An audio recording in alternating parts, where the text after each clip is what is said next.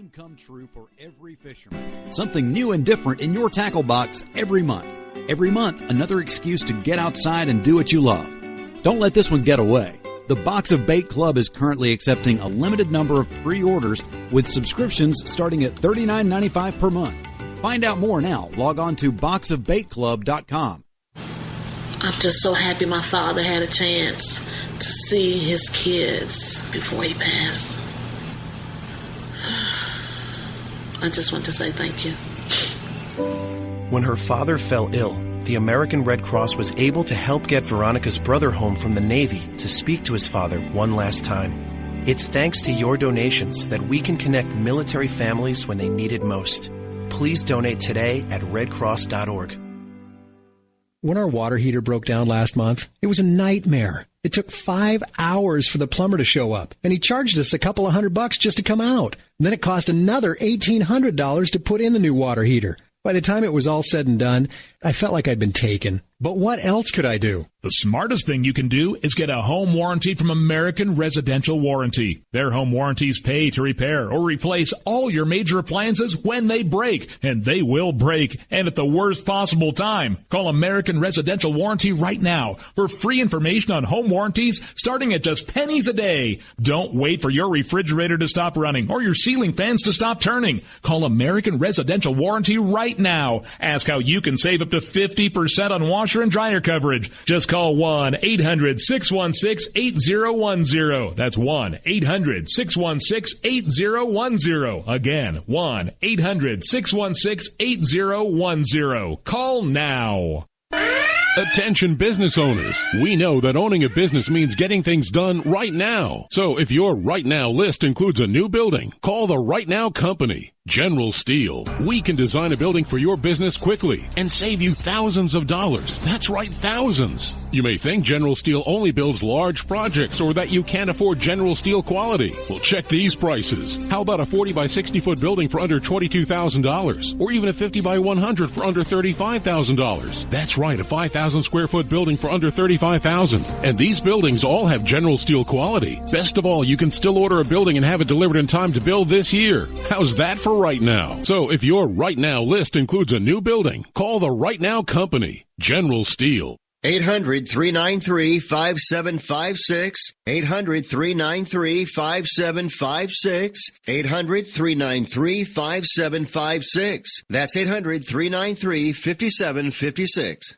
Tired of paying outrageous prices for Viagra? Well, we have great news for you. Now you can finally get Viagra at huge discounts. Healthy Man allows you to save up to $500 on Viagra. Why pay U.S. pharmacy prices of $15 per pill or more when you can get Viagra for less than $3 a pill? Call today and get 40 Viagra pills for only $99. This can cost as much as $600 at your local pharmacy. You can't afford not to call us. If you want Viagra at the lowest prices, never pay $15 a pill pharmacy prices again. Get Viagra for less than $3 a pill. Call 800-595-2614 today and save up to $500 and get 40 pills for just $99. Healthy Man is fast, easy, and affordable. Operators are waiting at 595-2614 to take your call now. Call 800-595-2614. That's 800-595-2614. Again, 800-595-2614. Boy, man, I had a rough night's sleep. Boy, I got a letter from the IRS yesterday, and I just couldn't sleep. Man, I'm dying here. Somebody help me. IRS problems affect more than just your finances. If you're ready to take back control of your life and you owe more than $10,000, you need to call the Tax Doctor. Their expert staff can immediately protect you from the IRS and state collectors and get you the best possible tax settlement guaranteed. The IRS has recently released new programs geared in helping struggling taxpayers, where you may qualify to settle your tax debt and wipe out up to 85% or more of what you currently owe. If you owe $10,000 or more in back taxes, call the Tax Doctor right now. See if you qualify to pay less. 800-989-1694. 800-989-1694. 800-989-1694. Again, 800-989-1694. On the battlefield, there's a saying America's military men and women live by. Never leave a fallen warrior behind, ever. Off the battlefield, Wounded Warrior Project operates with the same goal. We leave no warrior behind. Wounded Warrior Project is a non-profit organization created to help our men and women returning home with the scars of war. Whether those scars are physical or mental, we're here to make sure that they heal. And whether it's helping those with post-traumatic stress disorder live a normal life again, or giving much-needed support to injured warriors in veterans' hospitals. Because no one deserves our help more than the men and women who risk their lives to keep us safe. Wounded Warrior Project. We never leave a fallen warrior behind. Ever. Learn more about what we do at woundedwarriorproject.org. You want to know what time it is?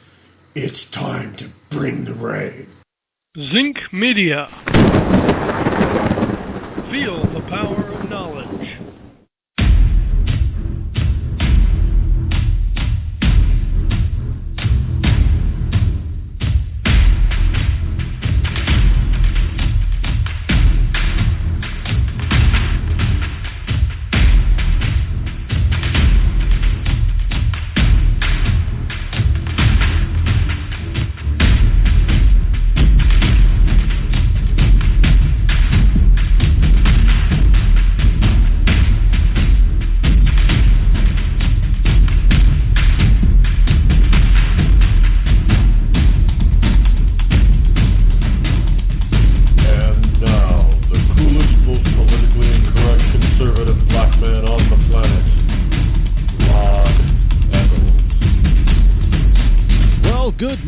My fellow Americans and all of you wonderful ecclesiastites, it is I, your lovable host, El Rod, coming to you live from my bunkerized studio somewhere within the great grand estate of New Hampshire, where the state motto is live free or die. It is not big government or bust.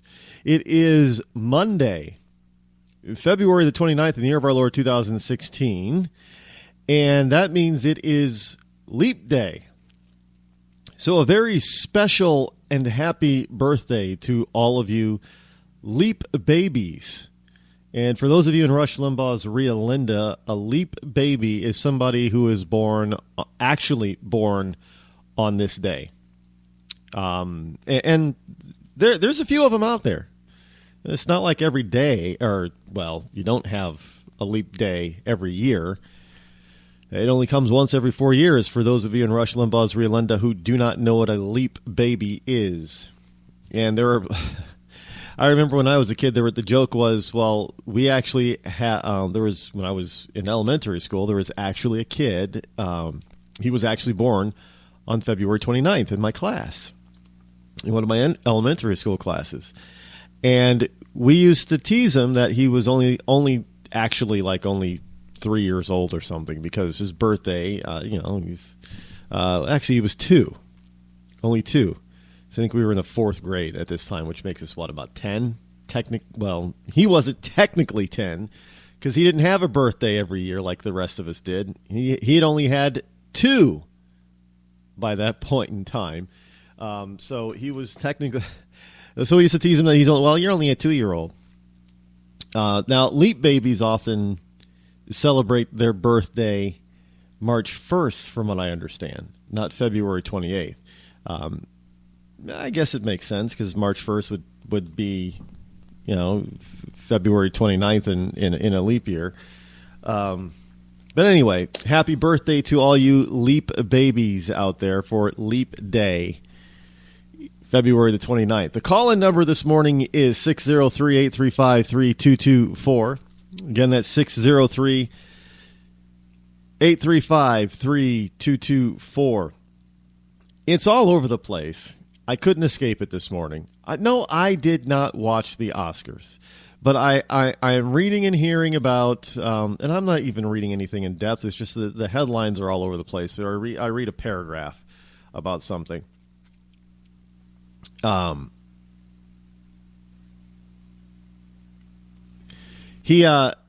Chris Rock lit into the Oscars, I guess, for a number of different things, being racist and that kind of stuff. And but then he also took Will and Jada Smith to task for their BS, I guess. Look.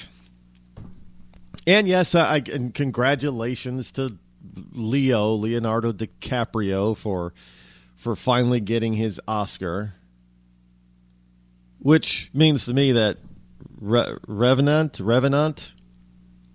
must be a really boring movie. You know what? I don't even know what movies were up for Best Picture and who was up for Best Actor and Actress and all that kind of. I could care less. As I've always said, it's just a bunch of overpaid, pompous people patting each other on the back for, one actor telling another actor, "Oh, you're so awesome," and the actor saying, "No, but you're the more awesome one. No, you're so awesome. No, you're really awesome." Yeah, give me a break. And this is, it's a night of liberal self-indulgence. I guess Vice President Joe Biden was in the audience. And of course, Leo, from what I gather, when he gave his acceptance speech, he obviously talked about global climate change. Now, isn't that a little bit funny? I wonder how many of those people in the audience either have a private jet or took a private jet to get to the Oscars. I wonder how many of them drove up in a little Prius.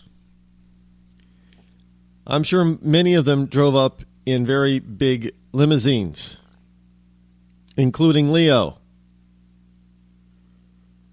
And as far as I know, there are no electric-powered limos. There are no, what are they called? Dual-powered limos.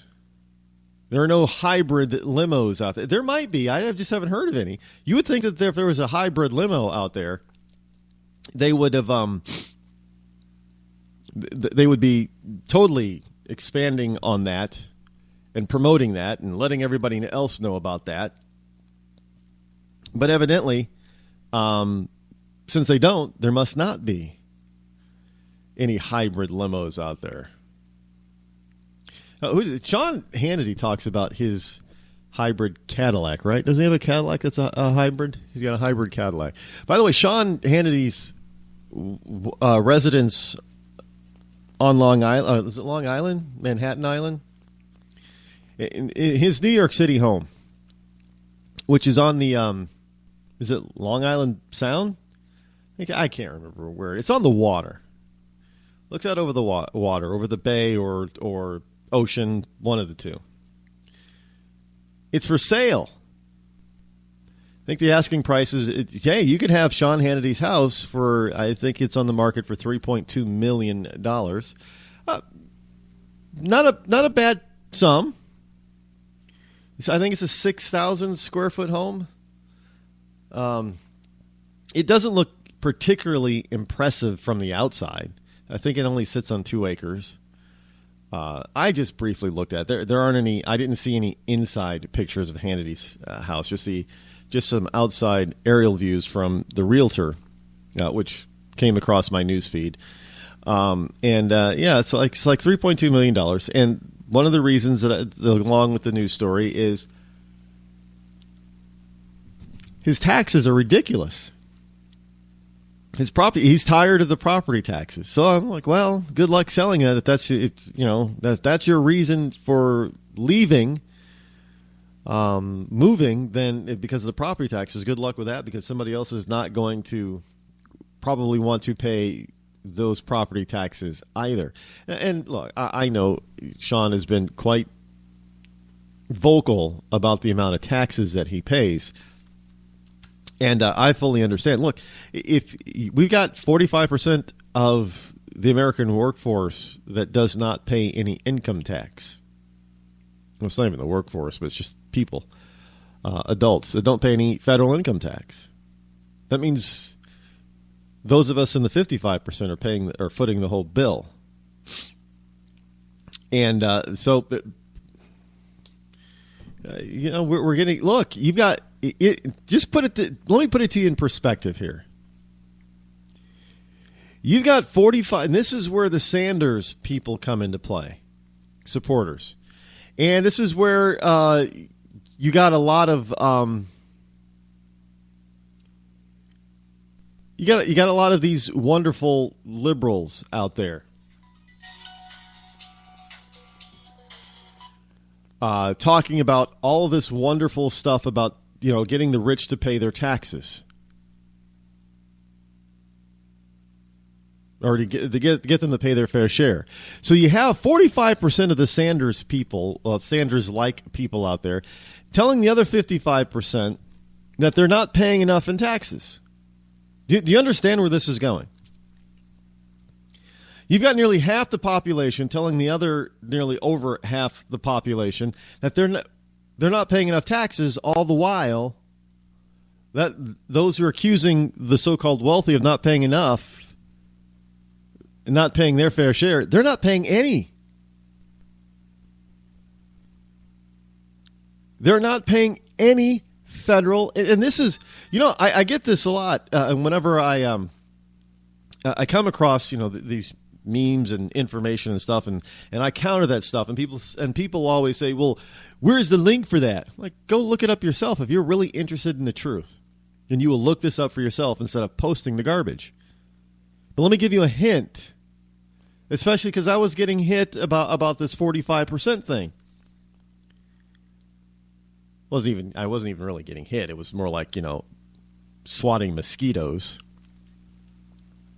But if you're really interested in knowing the truth, and I doubt people, see, this is why I stopped giving sources for almost everything that I use when I'm online.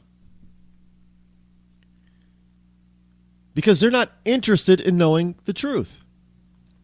Because if they were, then they'd go look it up. Because every time I see something that I scratch my head and say, I don't think that's true, I'll go and look it up. I don't look for a source from the person who's providing it. Why? Because they're going to give you a biased source anyway. And besides, I learned long ago that if I continually give these sources, all they're going to do is throw down and put down the source that I mentioned. And I've learned this even when I give them a source that disagrees with their statement or their belief that comes from the Huffington Post, they will discredit it. But if they go and find it themselves, then obviously it's a little hard for them to discredit. But if you really want to know the truth, then you'll go and look for it before you post such garbage. So when I commented on the 45% not paying income taxes, of course, the usual liberal standard was, well, what's your source? Get a link?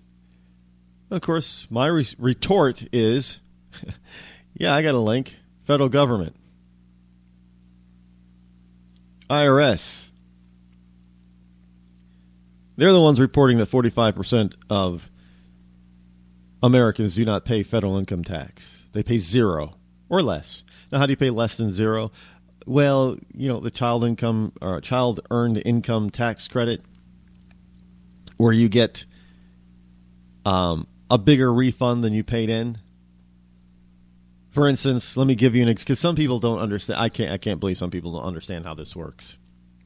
So let me explain to you, Lucy.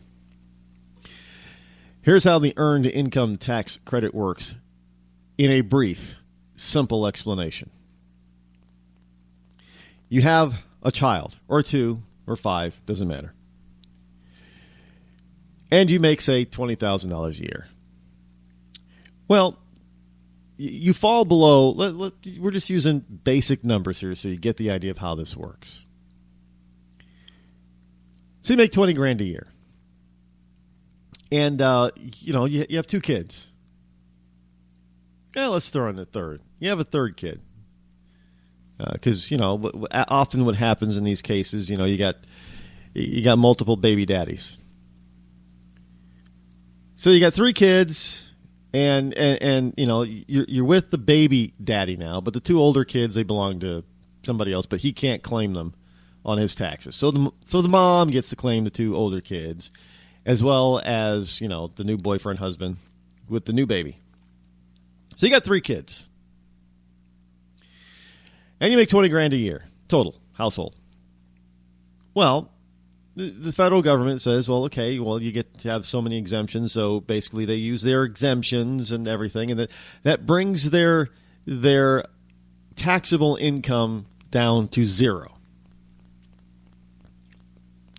But out of that $20,000, they see that they have paid a total of $1,000 to the IRS over the past year in income taxes. So you would think that the IRS would then send them a refund for $1,000. But no. They have the child earned income tax credit. And for raw numbers, these are not actual numbers, just so you can understand them. For raw numbers, the government says, well, you know what? You got 3 kids. We're going to give you $1,000 per kid because you earned less than $25,000. So we'll give you $1,000 per kid. So that means they're getting an additional $3,000. So that $1,000 tax refund turns into $4,000. That's the earned income tax credit. That's how you get more money back in your refund than you actually paid. And they make up a portion of that 45%. So, of course, they're going to look at the 55% and say, oh, you're not paying enough in taxes. You're not paying your fair share. Why don't you pay more in taxes? And Bernie Sanders says, yeah, they should pay more in taxes so I can take that money and what? Give it to you people on the 45% side. Well, as I've explained before, if you've actually looked at Bernie Sanders' tax plan, all you wonderful 45% idiots, all of you would get a tax hike under Bernie Sanders. So in other words, if you're not paying, look, I just might support Bernie Sanders simply for that. Because it means everybody would be paying into the system then. Everybody would be kicking in, so to speak. So that means everybody, including the 45% who aren't paying anything now, would feel the burn. Are you feeling me on that one? They would all feel the burn. And I guarantee you, once those people start actually paying taxes, because in order to pay for a lot of this giveaway stuff that Sanders talks about, some of those credits are going to have to go away. So when you start actually paying for some of this stuff and it starts hitting your wallet, you're going to think twice about taxing somebody else. Oh, you're probably going to get mad and say, oh, well, it's not fair that I got to pay. Well, it's not fair that you don't have to pay.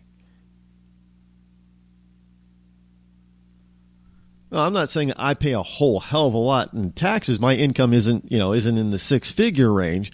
But I got to tell you, it's enough where I don't get a full refund. I don't have children to get an earned income tax credit.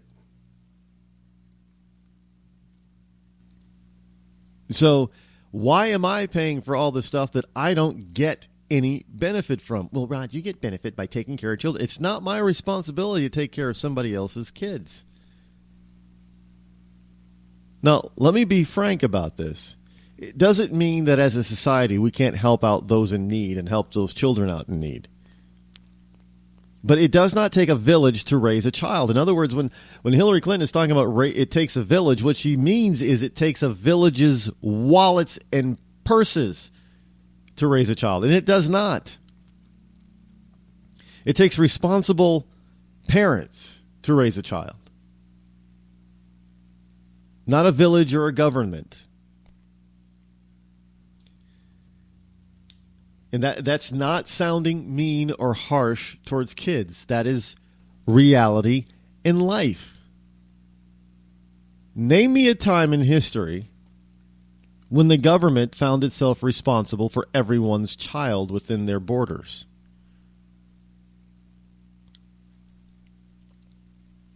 I don't even think they did that in communist USSR or China. Well, I guess they didn't have to. They owned all the schools, so your kid had to go to school and be indoctrinated. Well, we're almost getting to that point here in the good old U.S. of A. But you can't. I don't. If you only have 45%, if it gets to the point where you got 51% who are not paying income taxes and only 49% are paying, country's definitely over. Because they are going to force that 49% to keep paying and keep paying and keep paying and keep paying. And pretty soon, you're going to see a lot of that. You're going to start seeing a bunch of that 49% renounce their citizenship, leave the country, and take their wealth with them. It's already happening to the tune of a record-breaking almost 5,000 American citizens renouncing their citizenship last year in 2015. That's not a good sign for the American people who are left behind.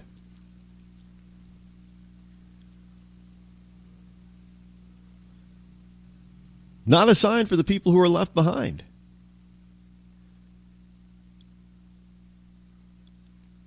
So when it comes to the point where people are starting to realize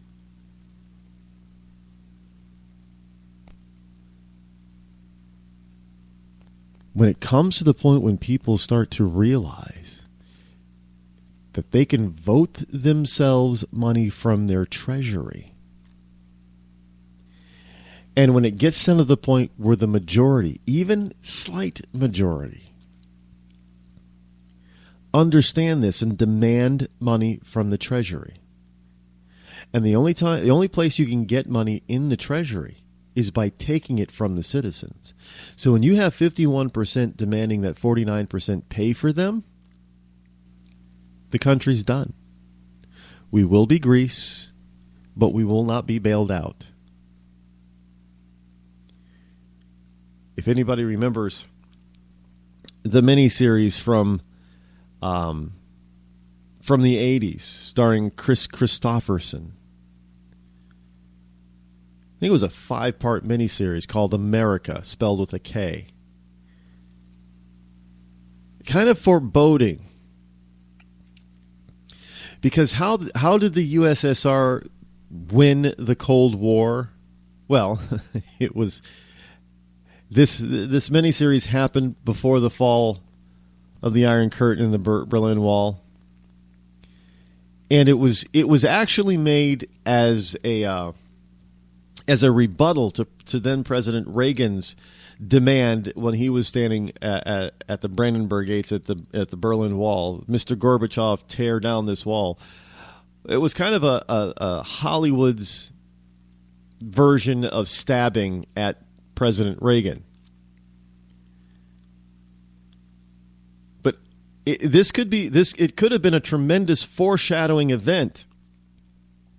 But the miniseries basically said the reason why the United States failed is the same reason that the USSR eventually failed. It couldn't keep up. It cost too much. And so now we're following that same timeline that was in that miniseries that caused the decline, the fall, and the breakup of the United States and put different parts of the country in the hands of the Russians and the Chinese. And they broke up the country. And freedom was out the window. And there was no more United States of America. The one thing that some people said was the best part of the whole miniseries is when the Soviet Union's SS police basically went to the Capitol building at a joint session of Congress, demanded that Congress concede and turn over the United States to the USSR. The Congress refused, so they shut the doors, and the SS police machine gunned the entire Senate and House. And I do remember seeing, the reaction from people back then in news clips and stuff about that was the best part of the whole miniseries. Well, maybe it was. You're listening to me, your lovable host, Rod, here on the Rod Eccles Show. Your credit score is a joke, and you're too embarrassed to let anyone know your 3-digit score. Sucks to be you, but it doesn't have to. Delete all those unsightly derogatory items, collections, charge-offs, repossessions, judgments, tax liens, bankruptcies, and foreclosures. To turbo boost your credit scores, call 888-541-5571 or visit us at 700creditnow.com. You've heard the old adage, cash is king, but in some cases, credit can be just as powerful as cash. Not many people have $200,000 to put down on a house, or $50,000 to put down on a car, or $25,000 to put down in a business. But look around and you'll find that millions of Americans do have homes and cars all purchased with little to no money down. To turbo boost your credit scores, call 888-541-5571. Again, that's 888-541-5571. Or visit us at www.700creditnow.com.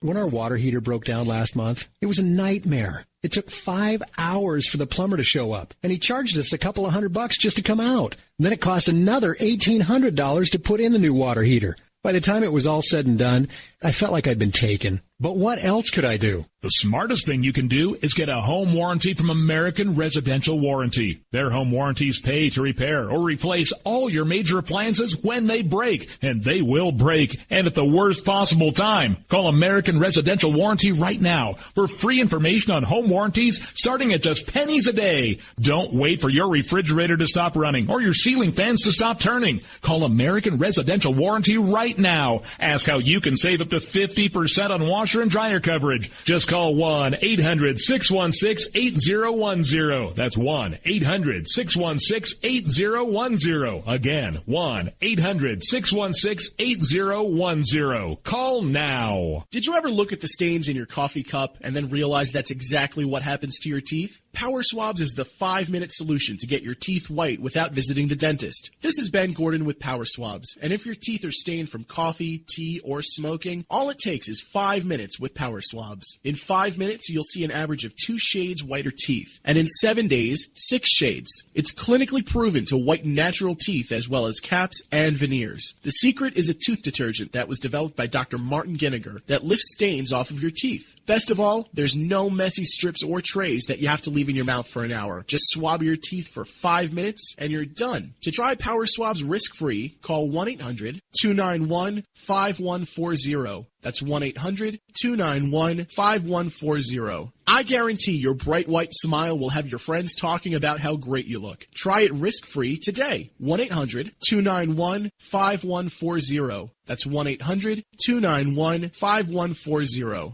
Tired of paying outrageous prices for Viagra? Well, we have great news for you. Now you can finally get Viagra at huge discounts. Healthy Man allows you to save up to $500 on Viagra. Why pay U.S. pharmacy prices of $15 per pill or more when you can get Viagra for less than $3 a pill? Call today and get 40 Viagra pills for only $99. This can cost as much as $600 at your local pharmacy. You can't afford not to call us. If you want Viagra at the lowest prices, never pay $15 a pill pharmacy prices again. Get Viagra for less than $3 a pill. Call 800-595-2614 today and save up to $500 and get 40 pills for just $99. Healthy Man is fast, easy, and affordable. Operators are waiting at 595-2614 to take your call now. Call 800-595-2614. That's 800-595-2614. Again, 800-595-2614. When you're ready to take the edge off a hectic day, I suggest you start with a little music from Franz Black.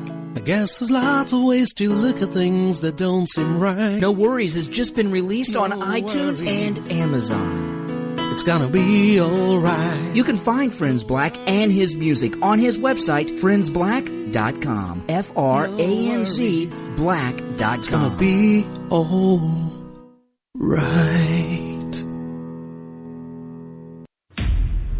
Are you ready to handle the truth? Special edition of the Rod Eccles Show this Tuesday night, 8 p.m. to 9 p.m. Eastern Time. It's a special Super Tuesday evening edition of the Rod Eccles Show. Tune in, rodeccles.net. Be there.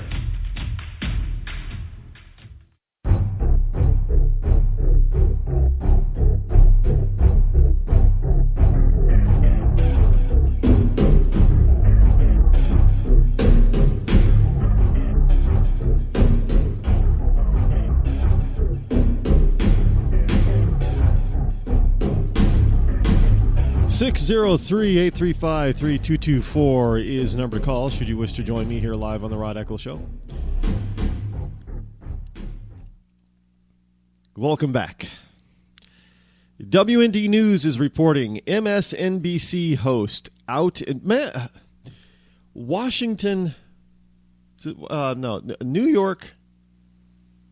I don't even remember what it is now. One of the New York newspapers, not the New York Post. Is it the Washington Post? I don't recall now because it doesn't really matter anymore. But one of the New York papers is really kind of they have a story out there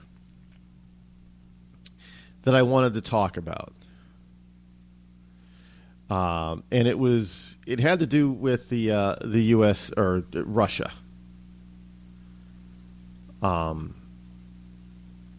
Any case, you couldn't get to it because it was an important piece,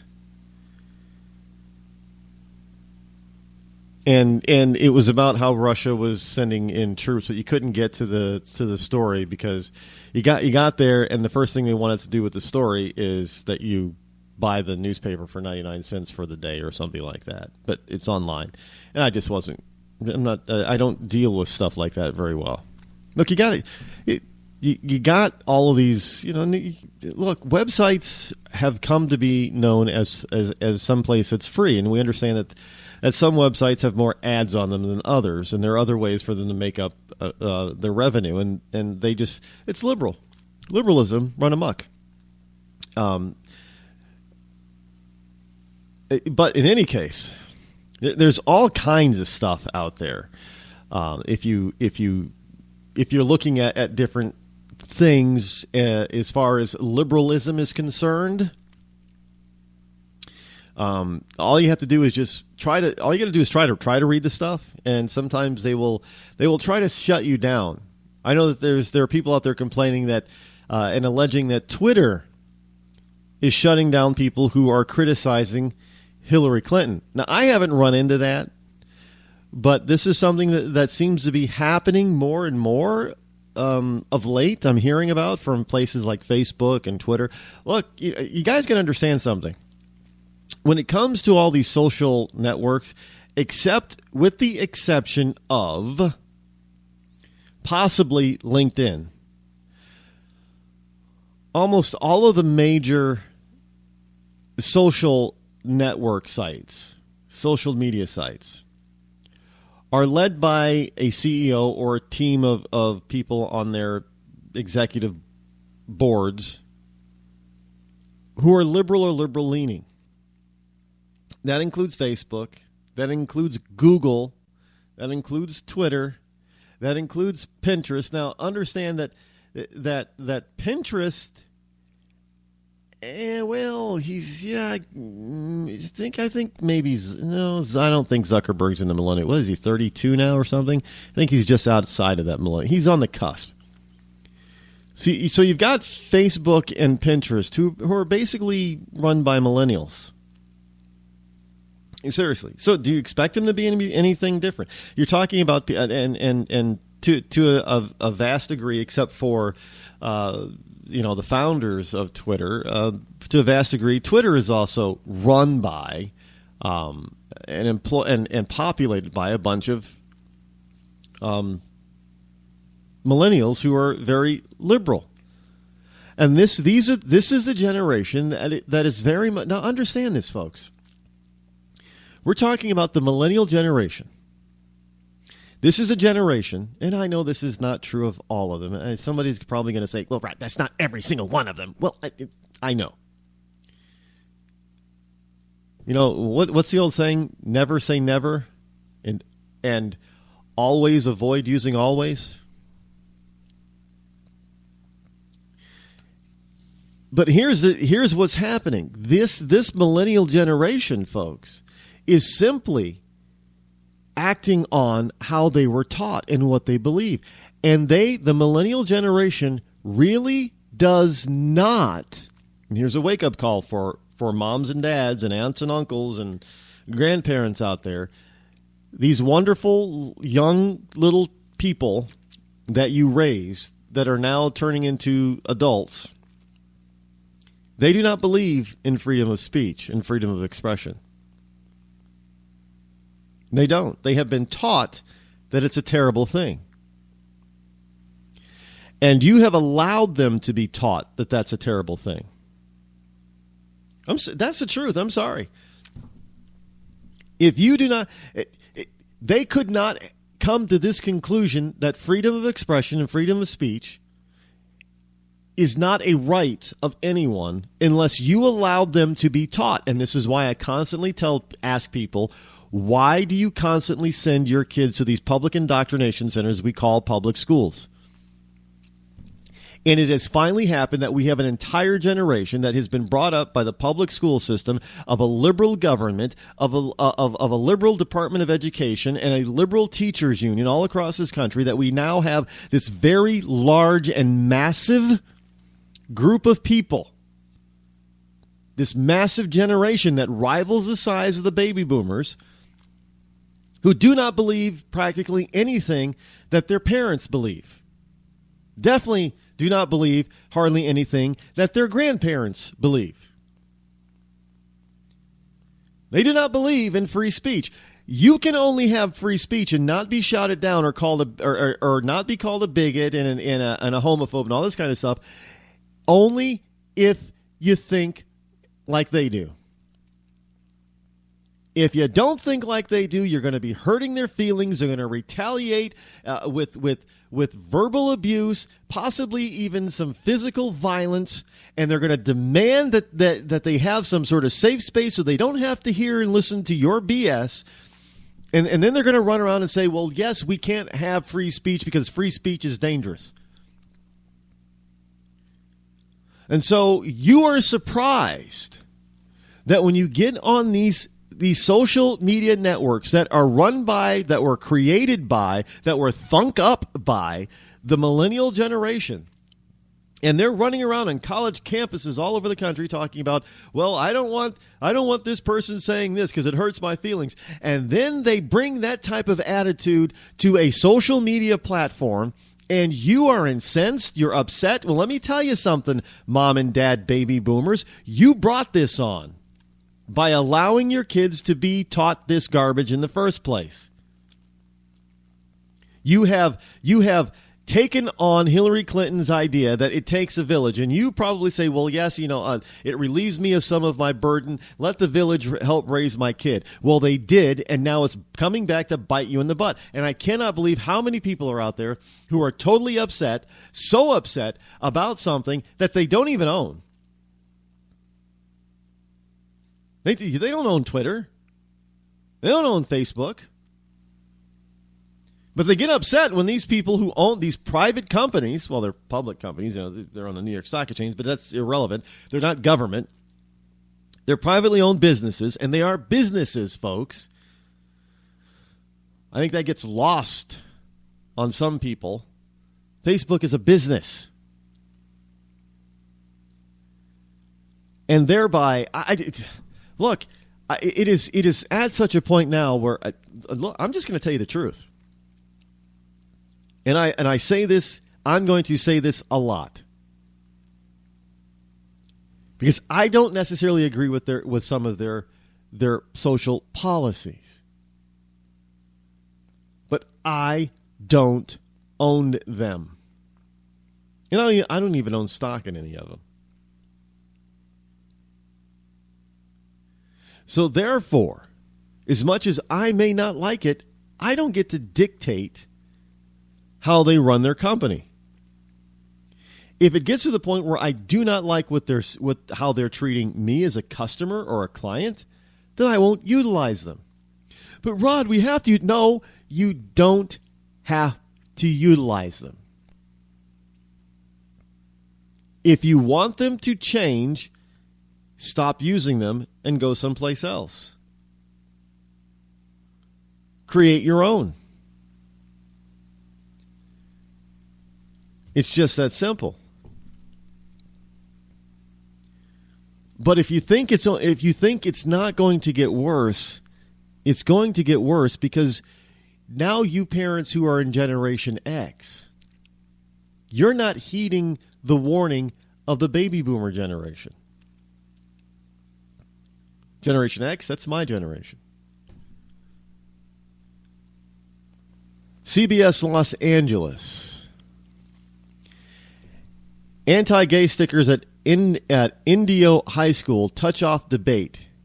Is it hate speech or free speech? First of all, if you've got free speech, there's no such thing as hate speech. But it's hate speech simply because it's not within the norm of the wonderful left. And yet you're still sending your kids to schools like this. And you're wondering why little Johnny or little Susie is coming home talking all kinds of nonsense and how they get to college and they believe this absolutely redonkulous sort of stuff. And you wonder where you went wrong. I'll tell you where you went wrong. As I've told you time and time again, you went wrong by sending little Johnny and little Sally to that public indoctrination center we call public schools. And you sent them there for 12 or 13 years. Do you expect little Sally and little Johnny to come out of 12 years or 13 years of indoctrination and be a staunch, conservative, constitutional believing American? What rock have you been living under? If you want the system to change for the better, you need to figure out a way to get your kid out of this indoctrination centers. I don't care what it takes. Homeschool, parochial school, private school, charter school. You need to figure out a way to get them out from under the thumb of the NEA and the federal government. Or else little Johnny and little Sally are going to grow up and think that mommy and daddy are evil because they make too much money, and that little Johnny and little Sally should have some of mommy and daddy's money now, so they're going to demand that the government tax them. And if mommy and daddy speak up and say, get your own job, they're going to demand that the government take away your free speech rights, so you cannot deny your kids what's rightfully theirs in their minds.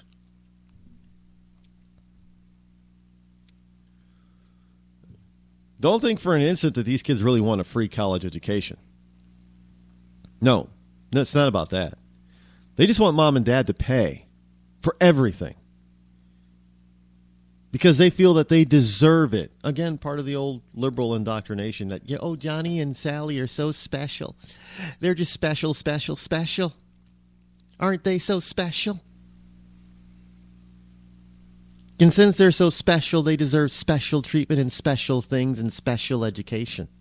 They are so special. They can't help being so special because we tell them every day that they're special. So they deserve special time in their youth and special money and special housing and special education. And if you don't give them all this special stuff, then you're especially cruel, especially mean, especially anti-young person, especially anti-gay. You're especially anti-everything, and you need your rights taken away. Now, tell me this is not what's already happening on college campuses. 787, you're live on the Rod Eccles Show. What you got? How you doing? My name is Ruben Obed. How are you, Rod? Good morning. How are you? I'm doing great, thank you. I was listening to the show, and I truly agree with what you're saying. I just wanted to add, a little grain of sand. Like me personally, I grew up in I'm a Latino, and I grew up in basically in the ghetto, a very poor family. I personally grew up in public schools, and I can understand exactly what you're saying. But in my case in particular, I come from a very strong faith-based family, very Christian. And in my case, I think that's what kind of has kept me in more of the conservative mindset, because of like my upbringing and in church. I think, that sometimes, some of us, are even if we don't have the means of like maybe going to to better schools or whatnot, our families play a big role too in our education and keeping our value system, upheld. And, unfortunately, a lot of times parents are leaning towards just letting the schools educate, and they're failing in educating their children as well. And school, a lot of, the school system does a lot of damage too. So I think like the parents should, keep up with their children and try to, keep the whole, the conservative values, keep them present in the minds of their kids.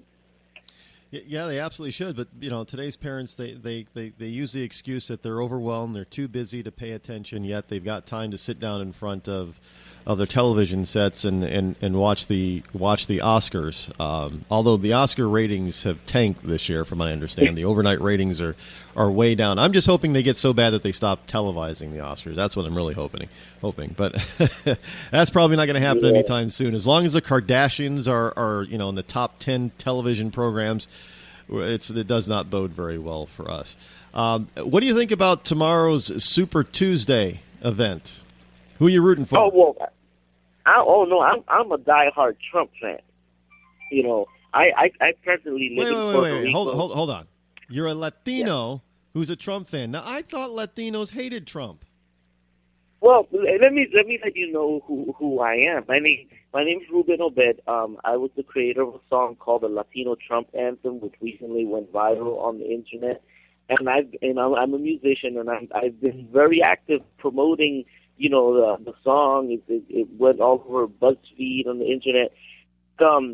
I live in Puerto Rico, so that's another thing. But there's been a lot of backlash against Mr. Trump. But Mr. Trump, he everything he says resonates with me. Every single thing. I haven't found one thing that has been said. And there is a big Latino movement supporting Donald Trump. And I'm like, I'm just like, every time Trump comes out in a rally, every time he wins the caucus, I'm just here cheering him on because I know he's the best one. He's the best candidate. Yeah, this is one of the things that I've said on this program many times before is that I have a number of friends who are Puerto Rican, and I got to tell you, I would be hard pressed to find one of them who would not believe, as most Americans believe, about being anti-illegal immigrant. And one of the things, one of my friends who's directly from Puerto Rico, one of the things that he always has said to me, he says, look, the illegal immigrants are affecting me and my family because they're taking the jobs that belong to us. Now, people have to remember, and I hate to say this, but there are a lot of Americans who don't quite get it or realize this. Puerto Ricans are natural-born U.S. citizens. Exactly. So, but they may have a Latino heritage, but they're a part of the United States. They're U.S. citizens.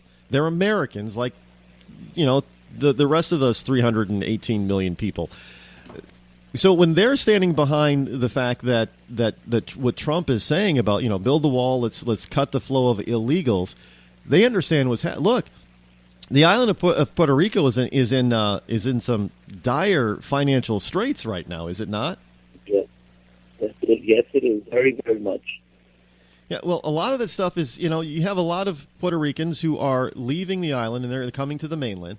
And frankly, I don't know why they would want to come up north because Puerto Rico is beautiful climate. it's like a paradise climate, and they come up to New England where they have the winters or what. I mean, it's ridiculous. And I asked them, I said, why don't you guys settle someplace warmer? And they said, well, we just want something different. Okay, well, this is about as different as you can get. But Rod, I mean, to be honest, to answer that question, I grew up in New Jersey, in South Jersey to be exact. And I've been here in Puerto Rico off and on about 11 years so far. And let me tell you, there isn't employment here. You know, everything here is minimum wage. You know, people don't fight over a job at a fast food restaurant.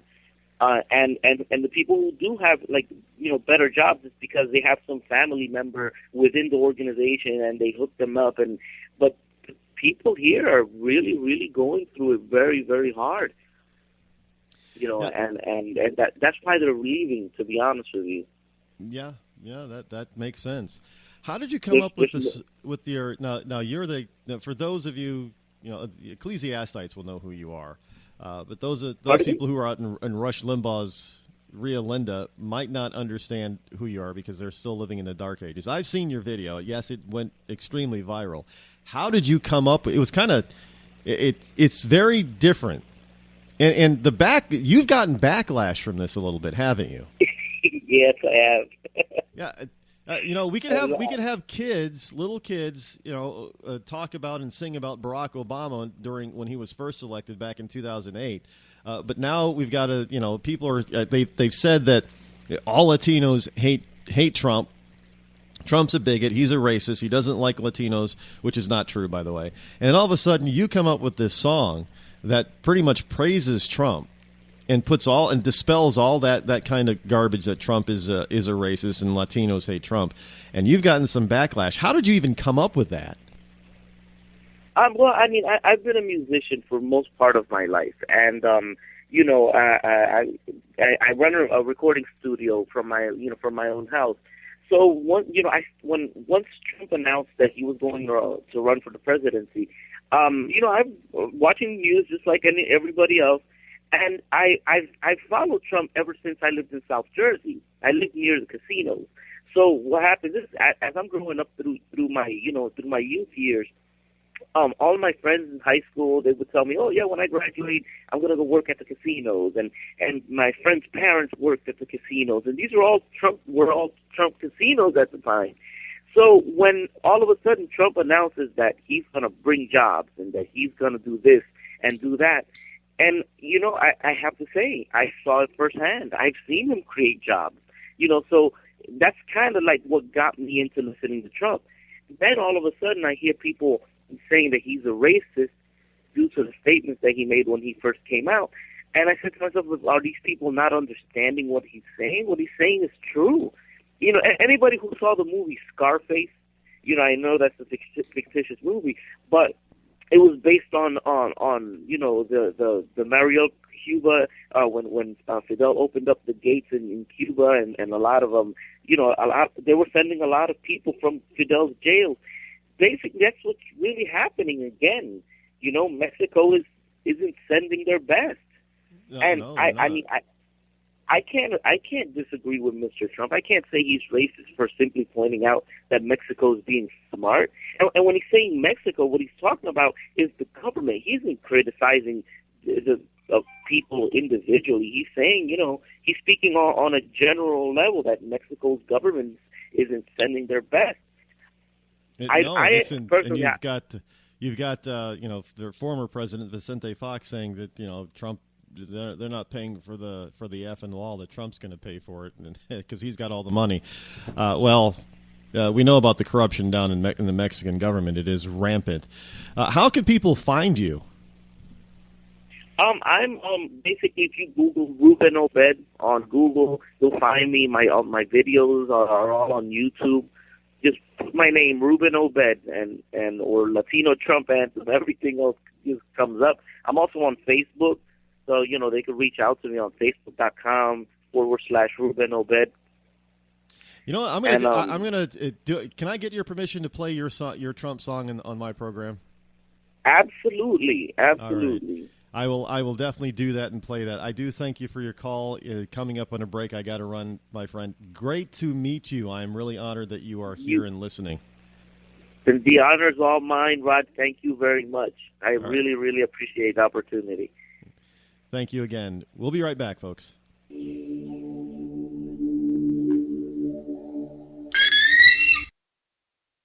Give a man a fish and you feed him for a day. Sign him up for the Box of Bait Club and he'll never be hungry again. The Box of Bait Club is a brand new dream come true for every fisherman.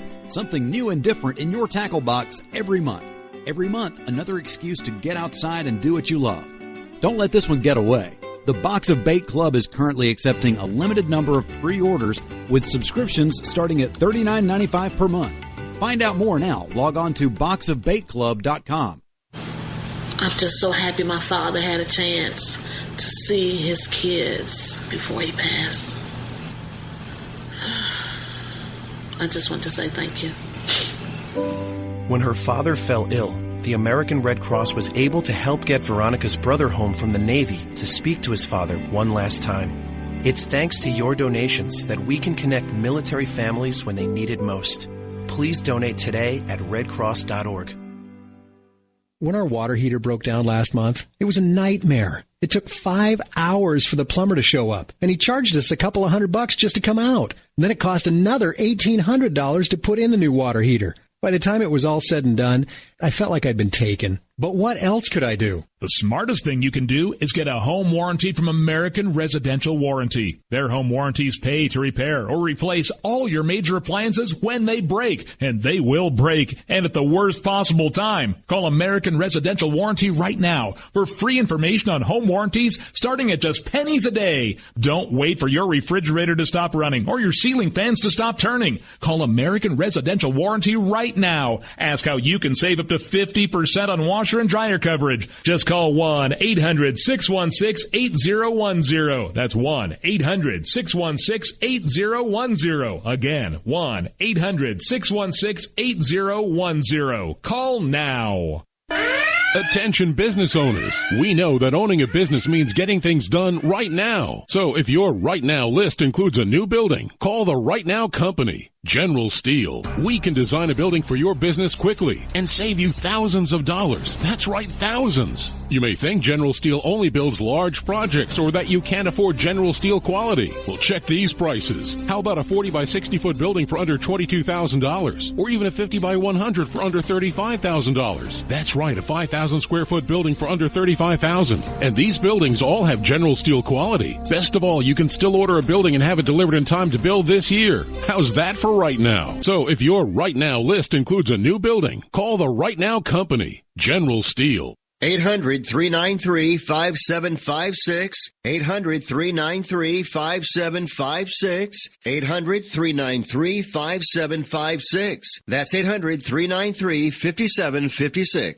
Tired of paying outrageous prices for Viagra? Well, we have great news for you. Now you can finally get Viagra at huge discounts. Healthy Man allows you to save up to $500 on Viagra. Why pay U.S. pharmacy prices of $15 per pill or more when you can get Viagra for less than $3 a pill? Call today and get 40 Viagra pills for only $99. This can cost as much as $600 at your local pharmacy. You can't afford not to call us. If you want Viagra at the lowest prices, never pay $15 a pill pharmacy prices again. Get Viagra for less than $3 a pill. Call 800-595-2614 today and save up to $500 and get 40 pills for just $99. Healthy Man is fast, easy, and affordable. Operators are waiting at 595-2614 to take your call now. Call 800-595-2614. That's 800-595-2614. Again, 800-595-2614. Boy, man, I had a rough night's sleep. Boy, I got a letter from the IRS yesterday and I just couldn't sleep. Man, I'm dying here. Somebody help me. IRS problems affect more than just your finances. If you're ready to take back control of your life and you owe more than $10,000, you need to call the tax doctor. Their expert staff can immediately protect you from the IRS and state collectors and get you the best possible tax settlement guaranteed. The IRS has recently released new programs geared in helping struggling taxpayers, where you may qualify to settle your tax debt and wipe out up to 85% or more of what you currently owe. If you owe $10,000 or more in back taxes, call the tax doctor right now. See if you qualify to pay less. 800-989-1694. 800-989-1694.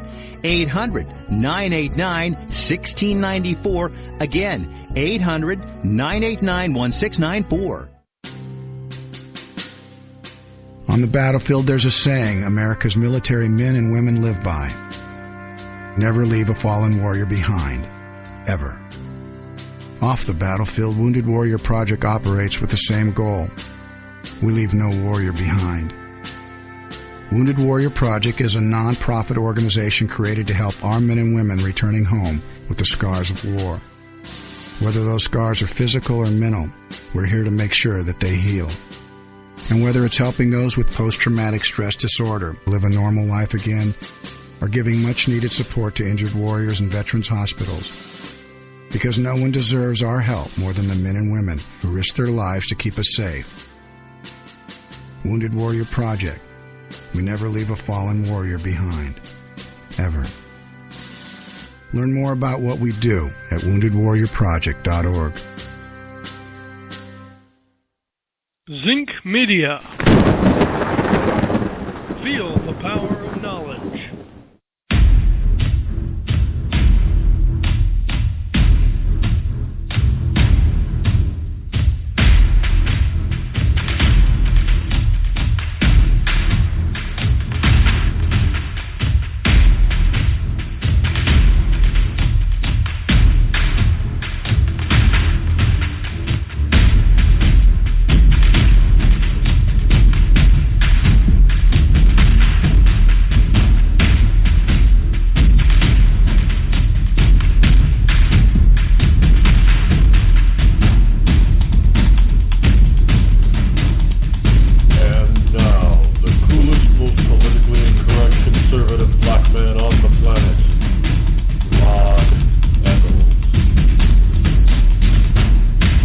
And welcome back. It is I, your lovable host, L. Rod, coming to you live from my bunkerized home studio somewhere within the great granite state of New Hampshire, where the state motto is still live free or die. It is not big government or bust.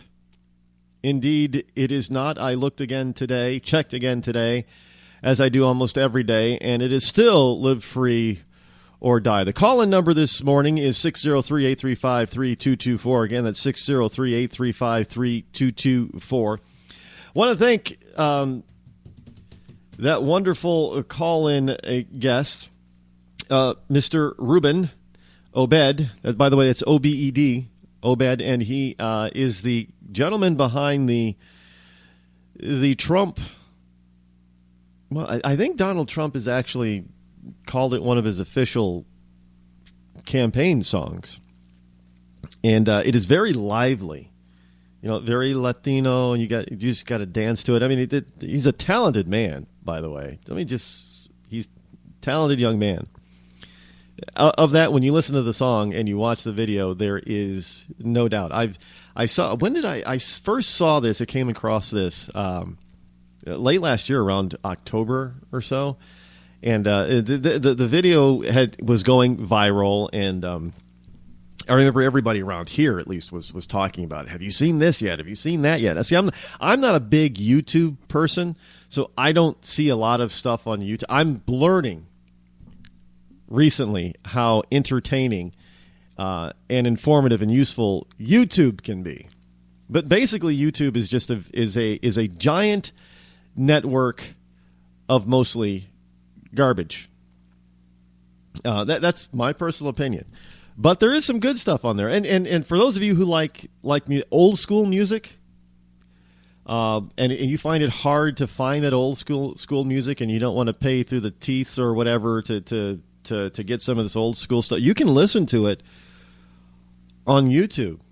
I mean, just about. I would, if there was a hit song, I don't know, going all the way back to when recording started and they started keeping track of hits.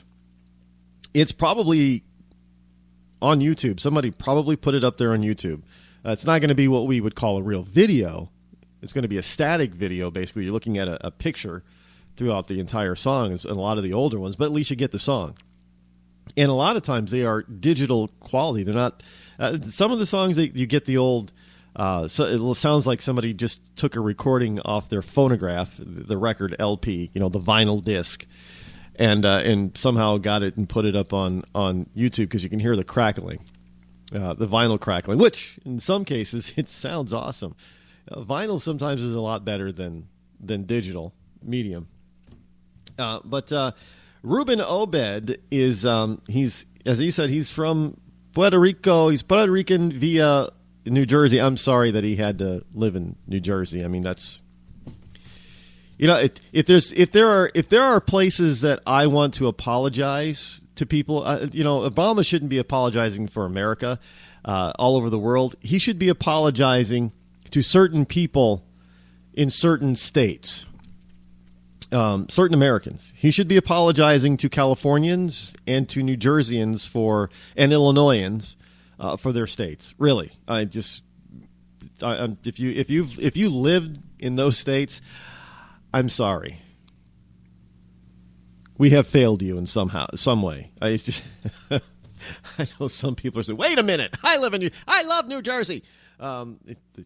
I don't. I have actually never spent any time in New Jersey, so I can't really say. I mean, the most time I spent through New Jersey, I think it was a few hours, and that was strictly on the highway.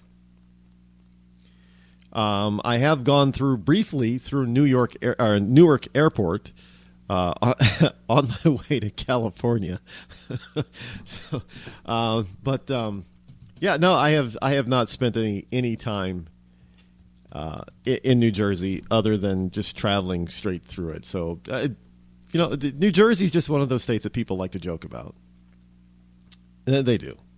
But obviously, if you're in the tri-state area, New Jersey is, you know, a lot of people are from Jersey. Well, look, the reason why you got the problem with New Jersey is you got, what was that semi-reality show with the Situation and Snooki and all those, you know,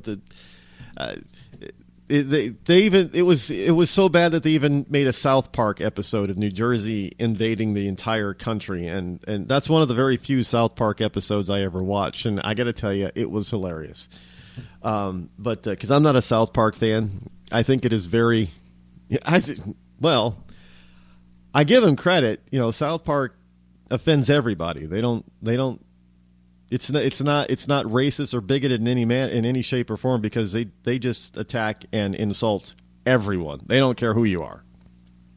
So I don't watch it, not because I feel insulted, but simply because I just think it's over the top vulgar in my book. But that was one of the few episodes of South Park that I've seen, and I got to tell you, it was hilarious. Snooki and stuff, and she didn't like it. I understand that she didn't like it. But in any case, what I have here is I have Obed's song, the Trump Latino Anthem. And this is from his official music video, as he's given me permission to play it for you. Give a listen. Trump, this Latino's gonna vote for Trump. Trump, this Latino's gonna vote for Trump. Trump, this Latino's gonna vote for Trump. Trump, this Latino's gonna vote for Trump. Let's get it straight. Who am I gonna vote for? I'll vote for the man who tells me the truth.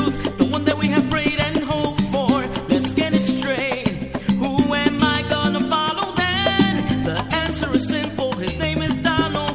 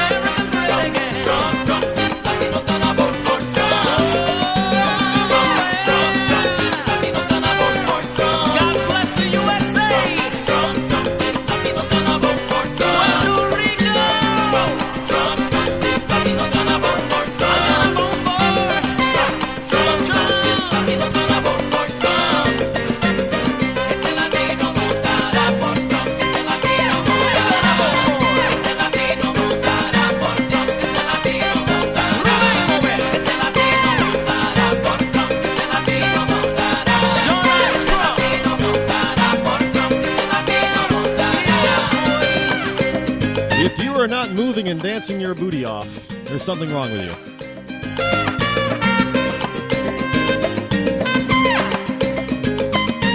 I know it's early in the morning, but we're moving. That is Mr. Obed, Ruben Obed, the Trump Latino anthem.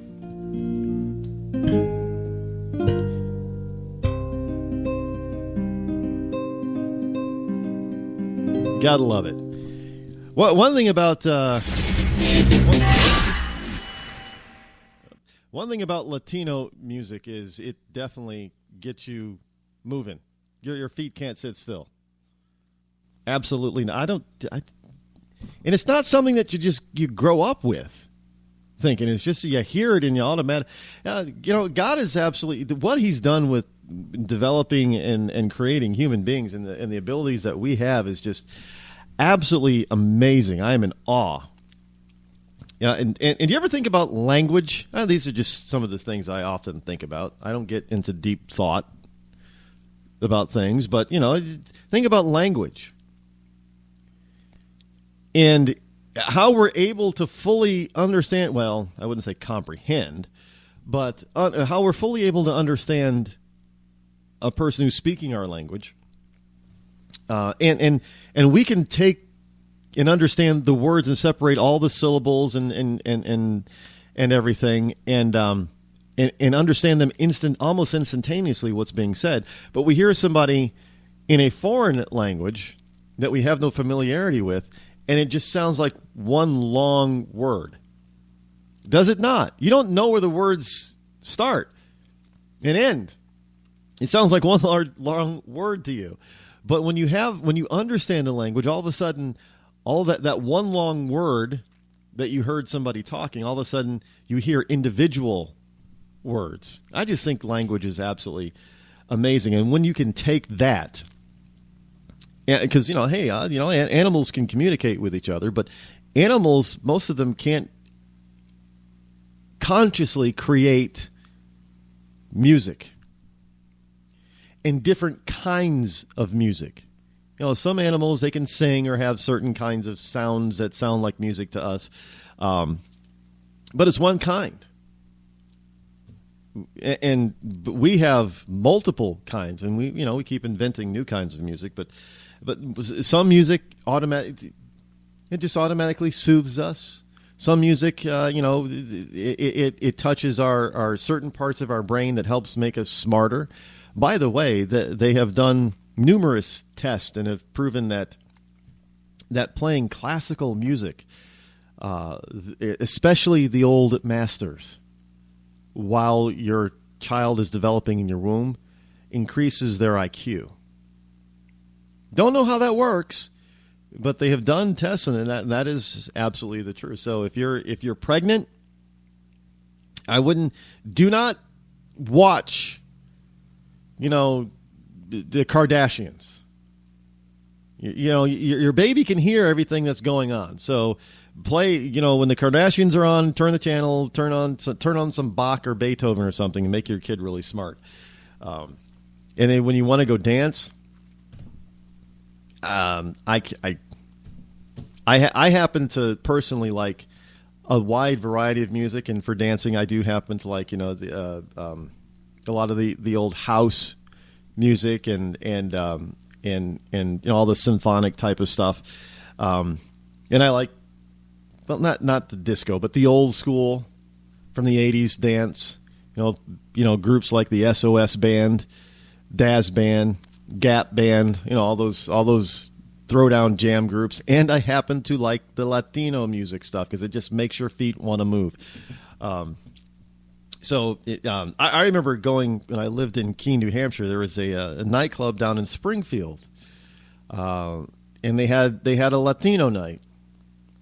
And sometimes I would go down there. It's on the Latino night, Thursday night, and they would just have some jamming Latino tracks that are just booming in the nightclub, and the floor was packed. And not with just Latino people, but people of all races that live in and around the Springfield, Massachusetts area would go there on a Thursday night, Latin night, and just have a good time. And everybody behaved themselves. Isn't that amazing? People can actually go out and have fun, intermingle with people who are not like them, enjoy the same music, and behave themselves and not get into fights and want to beat each other up and try to kill each other. Where's all the racism in this country? Where is all the racism in this country when whites, Latinos, blacks, and Asians can all get together in a nightclub, enjoy a particular style of music, and then all go home with a smile on their face? Well, half of them are probably drunk, but still. Well, we're a nation. We're constantly told that we're a nation of haters and separators and bigots and homophobes and thisophobe and thatophobe, and nothing could be further from the truth. Generally speaking, this nation is none of that. We're very inclusive. Name for me another country that has ethnicities and religious variance and differences as much as we do and gets along so peacefully as we do. This whole notion that people cannot integrate and diversify without government forcing is absolutely ridiculous. I don't know. Maybe in other countries they have problems with this kind of stuff, but I don't. Sure, we have our problems, and sure we have our differences, and sure there are pockets where there is strife, but most of that comes from people who are fomenting hatred. That we call them race pimps. But other than that, I think for the most part, we are not a racist nation. We like too many things. We do. We like all kinds of music in this country. We like all kinds of food. You want to tell me that all that Chinese food is only being eaten by Asians? No. In fact, we have. You've got.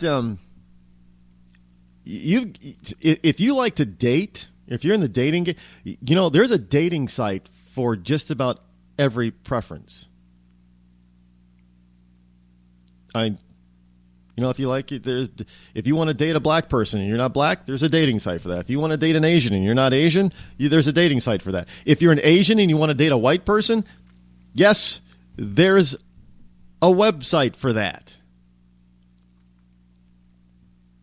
And if you just want to date whomever, just to find whoever, there are websites for that.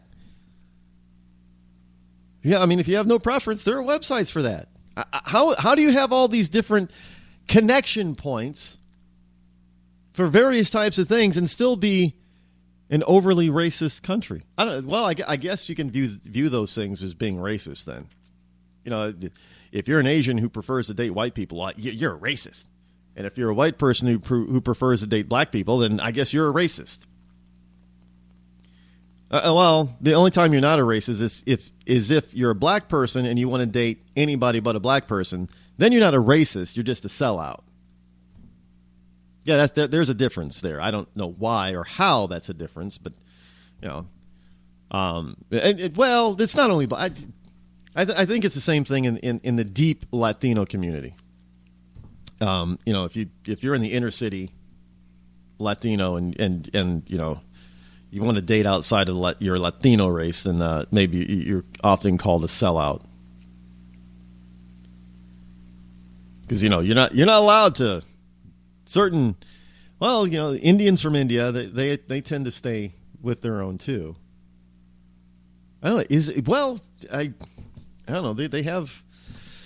There's websites for just about any fetish or thing that you have from whomever. There are even obviously there are gay sites, straight sites, bi sites, whatever the LBGT, LMNOP, WXYZ sites, I guess. I don't know.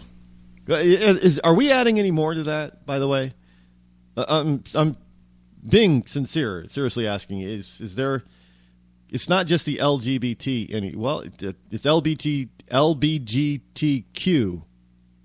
I don't understand all the differences and all the nuances. gay and lesbian. So what's the queer? I really want to know this because I've been trying to figure this out. Okay, I get the lesbian and gay part, LG. I get the bisexual part, B of the LGB. I get the transgender part, which is the T. Well, they've been adding the Q lately. I don't know what Q is. Isn't it the same thing as being gay or being a lesbian? What is queer? And for that matter, what is this pansexual, omnisexual, every sexual type of other stuff? I mean, isn't that just bi? I don't understand all these little different nuances, and then we get this stuff because people say, "Well, don't label me." So in order to avoid being labeled, they come up with a new label. Confuses the hell out of me. Actually, I'll admit it when I'm confused. I don't know what when I was growing up, queer was a homosexual, lesbian or a gay guy, lesbian woman or a gay man. That was queer. They were queer, but I guess that's not the same thing. I don't know. Any case, speaking of the gay and the lesbian thing, what we have here is the wonderful, getting back to the wonderful CBS Los Angeles story. The high school, students displaying anti-LGBT stickers at a high school in Indio, I-N-D-I-O, have touched off a debate. Is that free speech or hate speech? Now, folks, you have to understand, the administrators of this school actually had to ask that question. That's the only problem. You understand? You have school teachers and administrators asking the question, is that free speech? Now, basically what was in question and is under fire is a sticker show a rainbow, obviously the symbol of the gay community, with a line crossed through it, meaning anti-gay. Now, officials said the stickers have increasingly shown up over the past 2 weeks on some students' school ID badges at Shadow Hills High School, as well as on social media websites. And the increasing number of the stickers caused an outcry at the school among students and faculty. Many called it hate speech. There is no such thing as hate speech. Now, Shadow Hills Senior and Vice President of Gay Straight Alliance, Michelle Bachman, not that Michelle Bachman, another one, said on Twitter that the stickers were definitely hate speech. But legally, we can't do anything until these students start to physically harass us, which I believe is an injustice. Oh, you don't like somebody else talking against you, or having different values or beliefs than you do. So that's hate speech. Now, school district administrator said the students have the right to display the stickers, just as pro-LGBT students would have the right to display their stickers. The school district said that the stickers led to actual verbal or physical harassment, that it would be going too far.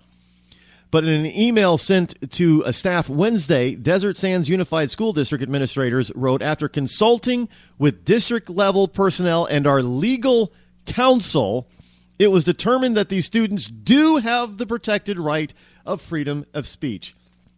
Wait, a school district administration had to ask their counsel if your kids have a right to free speech, and you still send them there? Your credit score is a joke, and you're too embarrassed to let anyone know your 3-digit score. Sucks to be you, but it doesn't have to. Delete all those unsightly derogatory items, collections, charge-offs, repossessions, judgments, tax liens, bankruptcies, and foreclosures. To turbo boost your credit scores, call 888-541-5571 or visit us at 700creditnow.com. You've heard the old adage, cash is king. But in some cases, credit can be just as powerful as cash. Not many people have $200,000 to put down on a house, or $50,000 to put down on a car, or $25,000 to put down in a business. But look around and you'll find that millions of Americans do have homes and cars, all purchased with little to no money down. To turbo boost your credit scores, call 888-541-5571. Again, that's 888-541-5571. Or visit us at www.700creditnow.com. When our water heater broke down last month, it was a nightmare. It took 5 hours for the plumber to show up, and he charged us a couple of $100 just to come out. And then it cost another $1,800 to put in the new water heater. By the time it was all said and done, I felt like I'd been taken. But what else could I do? The smartest thing you can do is get a home warranty from American Residential Warranty. Their home warranties pay to repair or replace all your major appliances when they break, and they will break, and at the worst possible time. Call American Residential Warranty right now for free information on home warranties starting at just pennies a day. Don't wait for your refrigerator to stop running or your ceiling fans to stop turning. Call American Residential Warranty right now. Ask how you can save up to 50% on washer and dryer coverage. Just call 1-800-616-8010. That's 1-800-616-8010. Again, 1-800-616-8010. Call now. Did you ever look at the stains in your coffee cup and then realize that's exactly what happens to your teeth? Power Swabs is the 5-minute solution to get your teeth white without visiting the dentist. This is Ben Gordon with Power Swabs, and if your teeth are stained from coffee, tea, or smoking, all it takes is 5 minutes with Power Swabs. In 5 minutes, you'll see an average of 2 shades whiter teeth, and in 7 days, 6 shades. It's clinically proven to whiten natural teeth as well as caps and veneers. The secret is a tooth detergent that was developed by Dr. Martin Ginniger that lifts stains off of your teeth. Best of all, there's no messy strips or trays that you have to leave in your mouth for an hour. Just swab your teeth for 5 minutes and you're done. To try Power Swabs risk-free, call 1-800-291-5140. That's 1-800-291-5140. I guarantee your bright white smile will have your friends talking about how great you look. Try it risk-free today. 1-800-291-5140. That's 1-800-291-5140. Tired of paying outrageous prices for Viagra? Well, we have great news for you. Now you can finally get Viagra at huge discounts. Healthy Man allows you to save up to $500 on Viagra. Why pay U.S. pharmacy prices of $15 per pill or more when you can get Viagra for less than $3 a pill? Call today and get 40 Viagra pills for only $99. This can cost as much as $600 at your local pharmacy. You can't afford not to call us. If you want Viagra at the lowest prices, never pay $15 a pill pharmacy prices again. Get Viagra for less than $3 a pill. Call 800-595-2614 today and save up to $500 and get 40 pills for just $99. Healthy Man is fast, easy, and affordable. Operators are waiting at 595-2614 to take your call now. Call 800-595-2614. That's 800-595-2614. Again, 800-595-2614. When you're ready to take the edge off a hectic day, I suggest you start with a little music from Franz Black.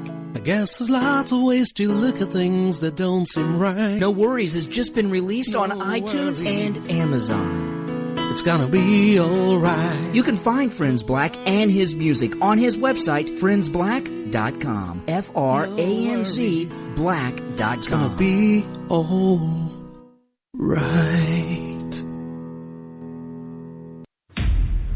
Are you ready to handle the truth? Special edition of the Rod Eccles Show this Tuesday night, 8 p.m. to 9 p.m. Eastern Time. It's a special Super Tuesday evening edition of the Rod Eccles Show. Tune in, rodeccles.net. Be there.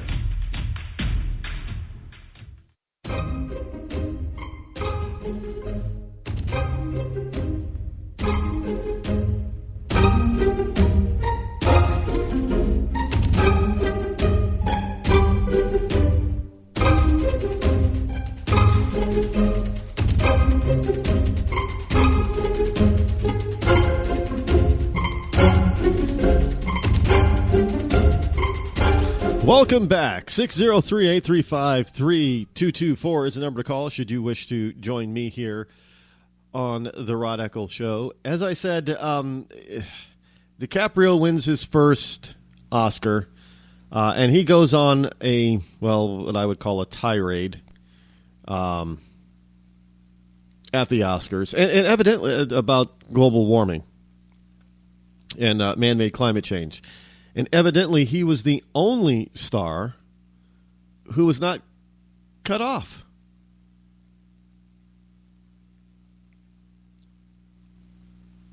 He was. I guess he got to spew all of his wonderful human hatred while he probably lives in L.A., so he didn't have to get into his private jet and take off.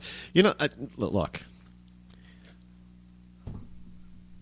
I appreciate the fact that there are people who take their profession, actors, seriously. But let's be frank here.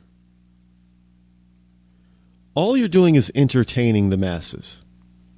That's it. That doesn't somehow make you special or better than anybody else, or it just means that when you're an A-lister, it just means that you're just highly overpaid for your work. In my book. And Leo, think about this. You're an actor. You're an adult. You get paid to pretend. Kids do this. Kids pretend to be somebody else all the time. They pretend to be a cowboy or an astronaut or police, what have you. But the kids, unless they're in Hollywood, they don't get paid for that. And so now as an adult, you're doing something that you did as a child and getting paid very, very well for it. When you get to that level, when you're talking about A-listers and B-listers, I mean, it's absolutely insanity. What these people get paid. They don't. Sure, they have to go through the process. Well, Rod, it takes a lot of hard work for them to get. Oh, BS! It takes hard. One of the. Look, I have been on movie sets. I have been in a movie. I was an extra, but I've been in a movie. I have been a part of a production crew of a movie. I have been in television commercials. And I got to tell you, it's not all that hard to do. The worst part about being in the movies and being on TV is not the actual part where you're filming or trying to learn your lines. It's the vast amount of time that you sit around doing nothing between takes. That's normal. And you could be sitting in your trailer for 2 or 3 hours before they call you and say, okay, we're ready for your scene now.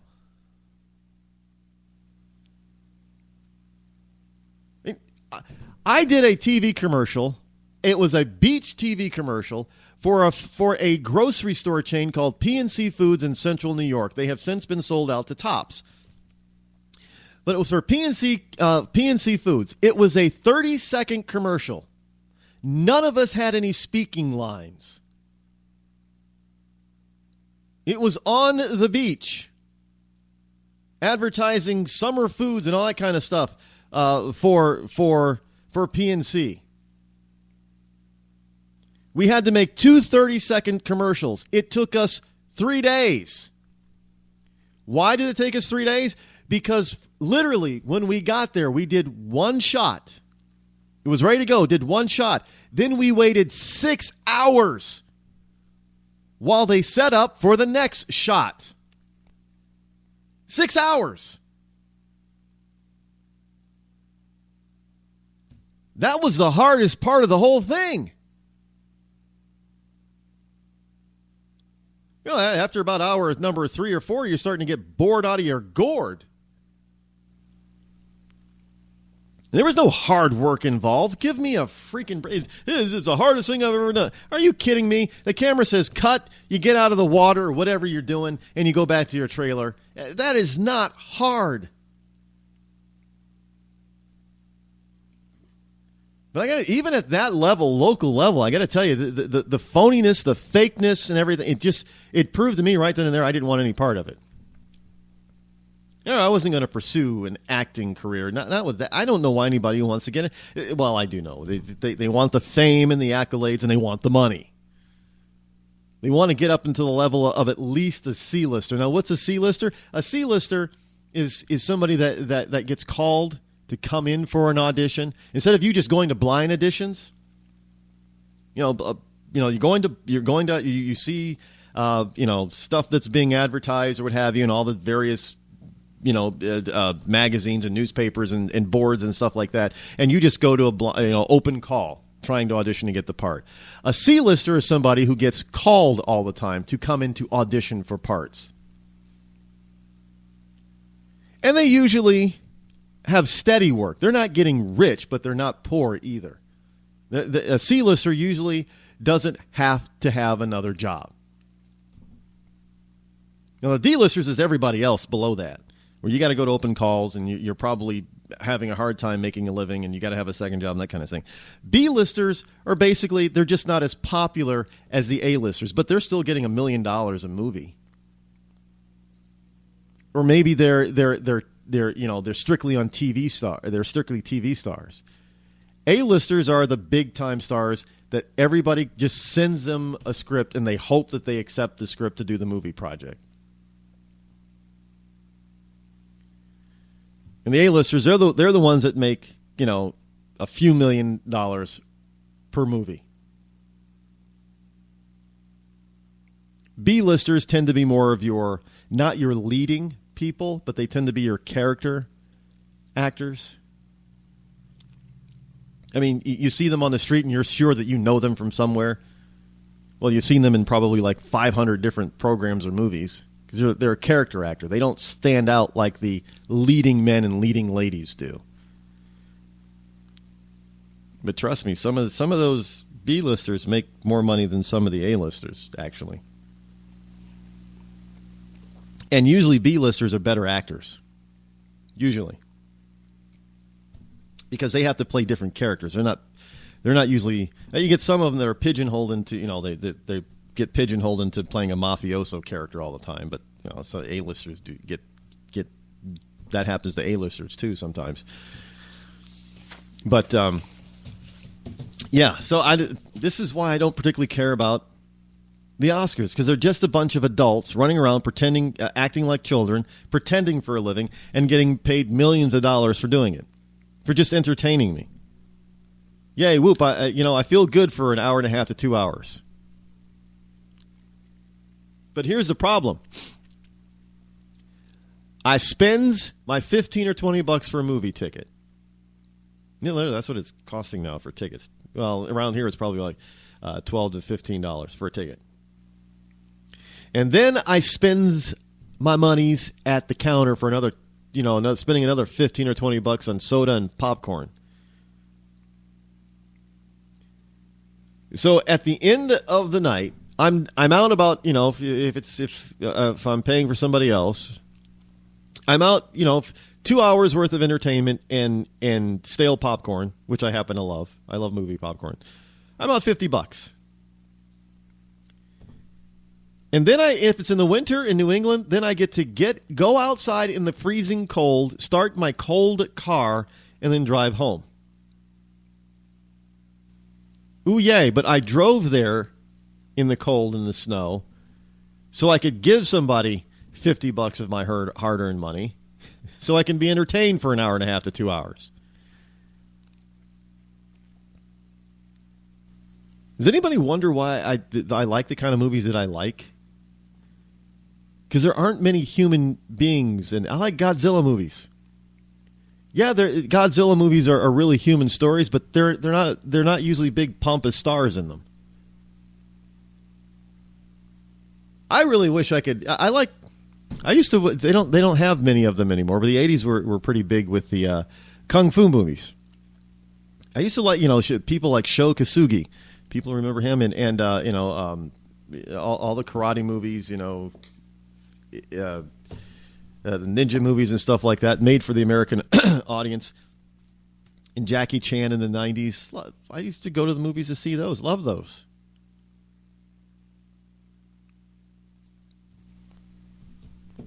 And it's look, I've met some famous people, musicians, actors, and I don't go gaga over them. I never have. I just look at them as being regular people, normal people who are getting paid very well for doing a job. No different from anybody else getting paid very well or very poorly for doing a job. Just because you entertain me or inform me doesn't mean that I should give you special accolades and special treatment. I'm not going to do it. Sorry, just not my style. That's why I don't watch the Oscars. I don't watch the Grammys because the Grammys is nothing more than the music industry's version of the Oscars. Because then you get. Come on, are you telling me that simply because Beyonce can get up on stage and shake her big booty and belt out a couple of notes, oftentimes sounding terrible, that she's all of a sudden going to have a bigger platform and knows more about the world than the rest of us? Oh, honey, please. That woman don't know nothing. To put it bluntly. Well, I'm not going to get into the whole thing with Hollywood and Tinseltown and yeah, it just irks me how they think that they're so much better than everybody else, than the people who actually pay for them. And no, it's not jealousy. Trust me, I like being able to walk down the street and not be recognized and not be mobbed by people. I like that. Something nice about being able to be secure as you're walking. You don't need this is why I could never, want to be president of the United States. I could not stand being locked up and caged up for 4 or 8 years in that White House. And then forever, for the rest of my life, after leaving the White House, having a bunch of people with guns and earphones in their ears and radios under their jackets, looking out for me. It's you know what kind of an ordeal that has to be every time you want to go somewhere. You have to coordinate everything. I'm not the coordinating type of guy. I just like to be able to get in my car and go. I don't want to have to tell, my security detail, and I don't have to, say, okay, let's get ready. We're going to go. We're going to do this. We're going to do that. Let's check this out before we go, sir. I don't want to have to deal with that. But there are people who want that. Great. But if you want that, at this, especially Hollywood, we have all these wonderful people that they seek the limelight because they know that the limelight will give them everything that they want. And then they get everything that they want, and then they want to shirk the limelight and blame the limelight for not having their privacy. So when a star goes out to the mall and the paparazzi's all over them, then you want to get mad at the paparazzi. Really? You asked for it. You knew this was going to happen if you made it big, quote unquote. What are you complaining about? If you wanted to stay anonymous, you probably should have become a character actor. Or you should probably just, at this day and age, you probably should have just stayed online with your music and had a wonderful, solid following that paid you 6 or 7 figures annually. But since you made it big, you're a worldwide phenomenon, blah blah blah, and you've taken all these pictures, you've done all these interviews, and now you're upset because they want to follow you around because everybody, all your fans, want to see you, and now you're going to be mad. What a bunch of phony hypocrites you are. But this is why I don't pay attention to these people anymore. When they want the limelight, then they're supposed to be all these smart, wonderful people. But when they don't want the limelight and they go out in public, oh well, you people are just sad, bad, mean, nasty. Don't you know that I deserve my privacy too? That's what you always hear from these stars. Yeah, well, too bad. You knew what you were getting into. There's not a single person who gets into the entertainment business that doesn't understand that they're going to lose their privacy if they make it big. It's why they live in gated communities or behind big locked gates in big houses. Here's a poll, New York Post. Hillary could lose to Trump in a Democratic New York. As Tim Taylor would say. Confidential polling data shows Hillary Clinton could lose the presidential election in heavily Democratic New York to none other than Donald Trump, as the GOP frontrunners' support grows to the point of being surprisingly strong. The New York Post has learned the poll results from Democratic and Republican legislative races have surprised many leading Dems, virtually all of whom have endorsed Clinton, while confounding and energizing GOP leaders, many of whom until recently have been opposed to Trump. Now, there are some Democrats who think that Hillary can be taken if Trump mounts a strong campaign, one of the state's most prominent Democrats said. Most of the polling didn't address the possibility that former Mayor Michael Bloomberg would run as an independent, but some of it did and found that the former mayor took significant votes away from Clinton. I told you that. I have said this before. I have told you that if Michael Bloomberg got into the race, it would be the first time in a long time that a third party or third member would be taking something from the Democrats, splitting the Democratic vote instead of the Republican vote.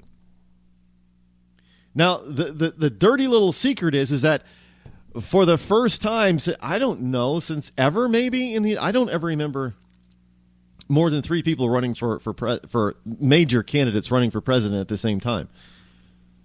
Now, and a little twist to all of this, you got the Republican Party who doesn't like Donald, and they can't get rid of him. But I got a story here talking about the Koch brothers who are looking to possibly get Romney into the race. And here's that story. This is incredible, folks. Pay attention to this. This is from InfoWars. You can take that as much as you want. But here's the bombshell. An insider leaks Koch brothers' Rubio plan to stop Trump. Roger Stone reveals establishment using Mitt Romney as plan B if Rubio fails, and they could utilize Mitt Romney to run as a candidate. So you could potentially have 4 people running. Now, as much as most of us on the right, most of us Republicans, as much as we don't particularly want Romney in the race, and most of us don't want Romney, conservatives, understand that there are a significant number of people who would vote for him. So over Trump. So you would split the Republican vote. And, of course, if Bloomberg is in, you'd split the Democratic vote. So it could be highly possible that we could get a president who is elected with less than 33% of the popular vote. And that would doom who's ever the president. Because you would not have anywhere near a majority of the people. They could not govern with a mandate because there would be none. You can't have a mandate with a third of the voting population. I don't see that happening, but this whole thing with the Bloomberg thing is highly plausible simply because of the reason that Democrats are highly, they're not very energetic over Hillary. And it looks like the Bernie Sanders steam engine might be cooling off. Look, Clinton was trying to steal this election from the beginning, but it looks like that may have been a moot point. She didn't really have to, and I could have told people that. You get Sanders down in the South and out West, where socialism does not really go over very well, even with liberal Democrats. Full on, in-your-face socialism is not going to play well, and it hasn't. Sanders got crushed in South Carolina on Saturday. Look, it's scary to note that Sanders has this kind of support anyway. I get that. But you also have to understand where his major support is coming from. It's coming from the Northeast, New York and New England, New Jersey. It's coming from the left coast, Washington State and California. And it's coming from the liberal Midwest, like Illinois. That's it. That is it. There's no really, when you start looking at all the, and I'm not a big poll fan, as you know, but when you start looking at the crowds and the polling data coming from most of the rest of the country, Sanders did not, is not, and will not poll well. So that leaves Hillary Clinton in the driver's seat in much of the country, which a lot of Democrats are not enamored with Hillary. So having Michael Bloomberg into the race would give them an alternative. And thus Bloomberg would end up splitting the vote. And he would get to split it simply because he's not a Clinton, but he's still a liberal. He still believes in big state nanny government. So that would give all these wonderful big state supporting, nanny government supporting liberals the chance to have somebody that they could be a little bit more honest with. Plain and simple. It's nothing. Well, look, just because I said it doesn't mean like it was some sort of insight, intellectual. It's all you got to do is just read the tea leaves, so to speak. And he knew that this was going to be the possibility. And if that actually happened, if Bloomberg got in the race, it would split the Democratic vote, and it would definitely guarantee whomever is the GOP nominee the win. Unless, of course, the Republicans shoot themselves in the foot and go with some sort of brokered convention or support a quote-unquote third-party GOP run. Then all bets are off. Then you got 4 people in the race, and it's going to be a nightmare. But I'm telling you that if the GOP, if Donald Trump is the clear winner to get the nomination, and the GOP somehow brokers him out, one, he's probably going to run third party. And 2, it would be the death knell, the end of the GOP as we know it. Now, these people better put on their big boy britches and big girl panties and just suck it up and understand that the American people have the right to pick who they want to lead them. And that those in power do not have the right to dictate who's going to run this country. Because they've been doing it for so many years now. They've screwed so much up. And now it's time for them to pay the piper. Look, hey, your big government chickens have come home to roost. Shouldn't that be the there you go, Trump. There's a new slogan for you. America's big government chickens have come home to roost. Not GD America, but GD big government. They've come home to roost.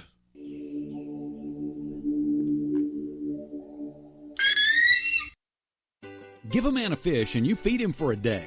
Sign him up for the Box of Bait Club and he'll never be hungry again.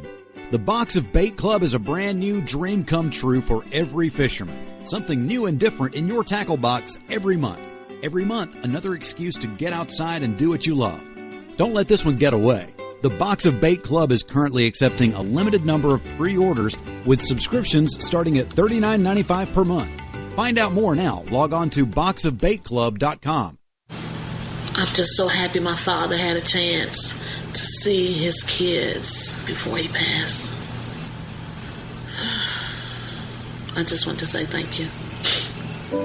When her father fell ill, the American Red Cross was able to help get Veronica's brother home from the Navy to speak to his father one last time. It's thanks to your donations that we can connect military families when they need it most. Please donate today at redcross.org. When our water heater broke down last month, it was a nightmare. It took 5 hours for the plumber to show up, and he charged us a couple of $100 just to come out. And then it cost another $1,800 to put in the new water heater. By the time it was all said and done, I felt like I'd been taken. But what else could I do? The smartest thing you can do is get a home warranty from American Residential Warranty. Their home warranties pay to repair or replace all your major appliances when they break, and they will break, and at the worst possible time. Call American Residential Warranty right now for free information on home warranties starting at just pennies a day. Don't wait for your refrigerator to stop running or your ceiling fans to stop turning. Call American Residential Warranty right now. Ask how you can save up to 50% on washer and dryer coverage. Just call 1-800-616-8010. That's 1-800-616-8010. Again, 1-800-616-8010. Call now. Attention business owners. We know that owning a business means getting things done right now. So if your right now list includes a new building, call the Right Now Company. General Steel. We can design a building for your business quickly and save you thousands of dollars. That's right, thousands. You may think General Steel only builds large projects or that you can't afford General Steel quality. Well, check these prices. How about a 40 by 60 foot building for under $22,000? Or even a 50 by 100 for under $35,000? That's right, a 5,000 square foot building for under $35,000. And these buildings all have General Steel quality. Best of all, you can still order a building and have it delivered in time to build this year. How's that for right now? So if your right now list includes a new building, call the Right Now Company. General Steel. 800-393-5756. 800-393-5756. 800-393-5756. That's 800-393-5756.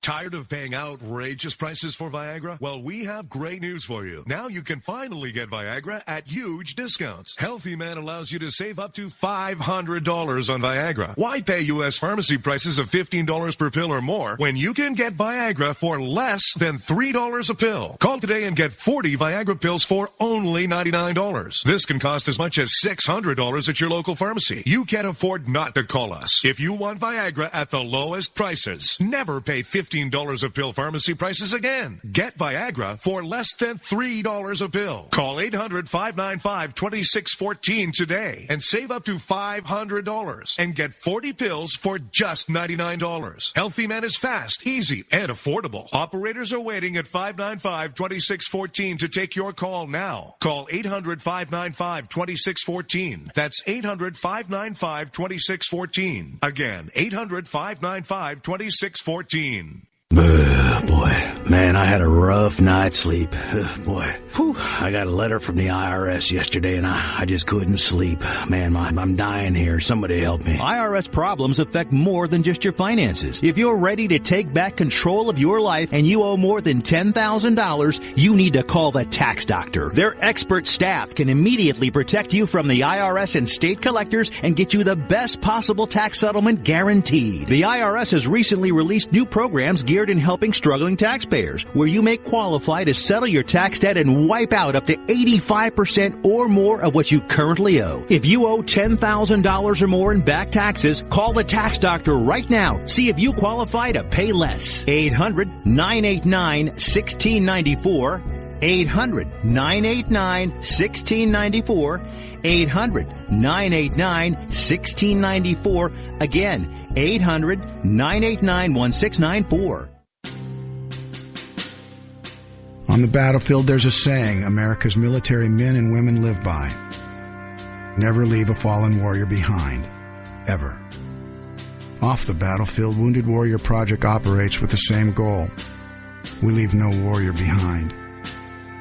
Wounded Warrior Project is a non-profit organization created to help our men and women returning home with the scars of war.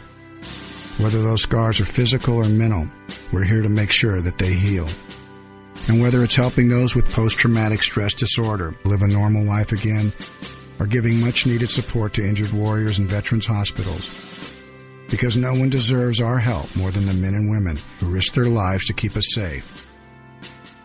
Wounded Warrior Project. We never leave a fallen warrior behind. Ever. Learn more about what we do at woundedwarriorproject.org. You want to know what time it is? It's time to bring the rain. Zinc Media. Feel the power of knowledge.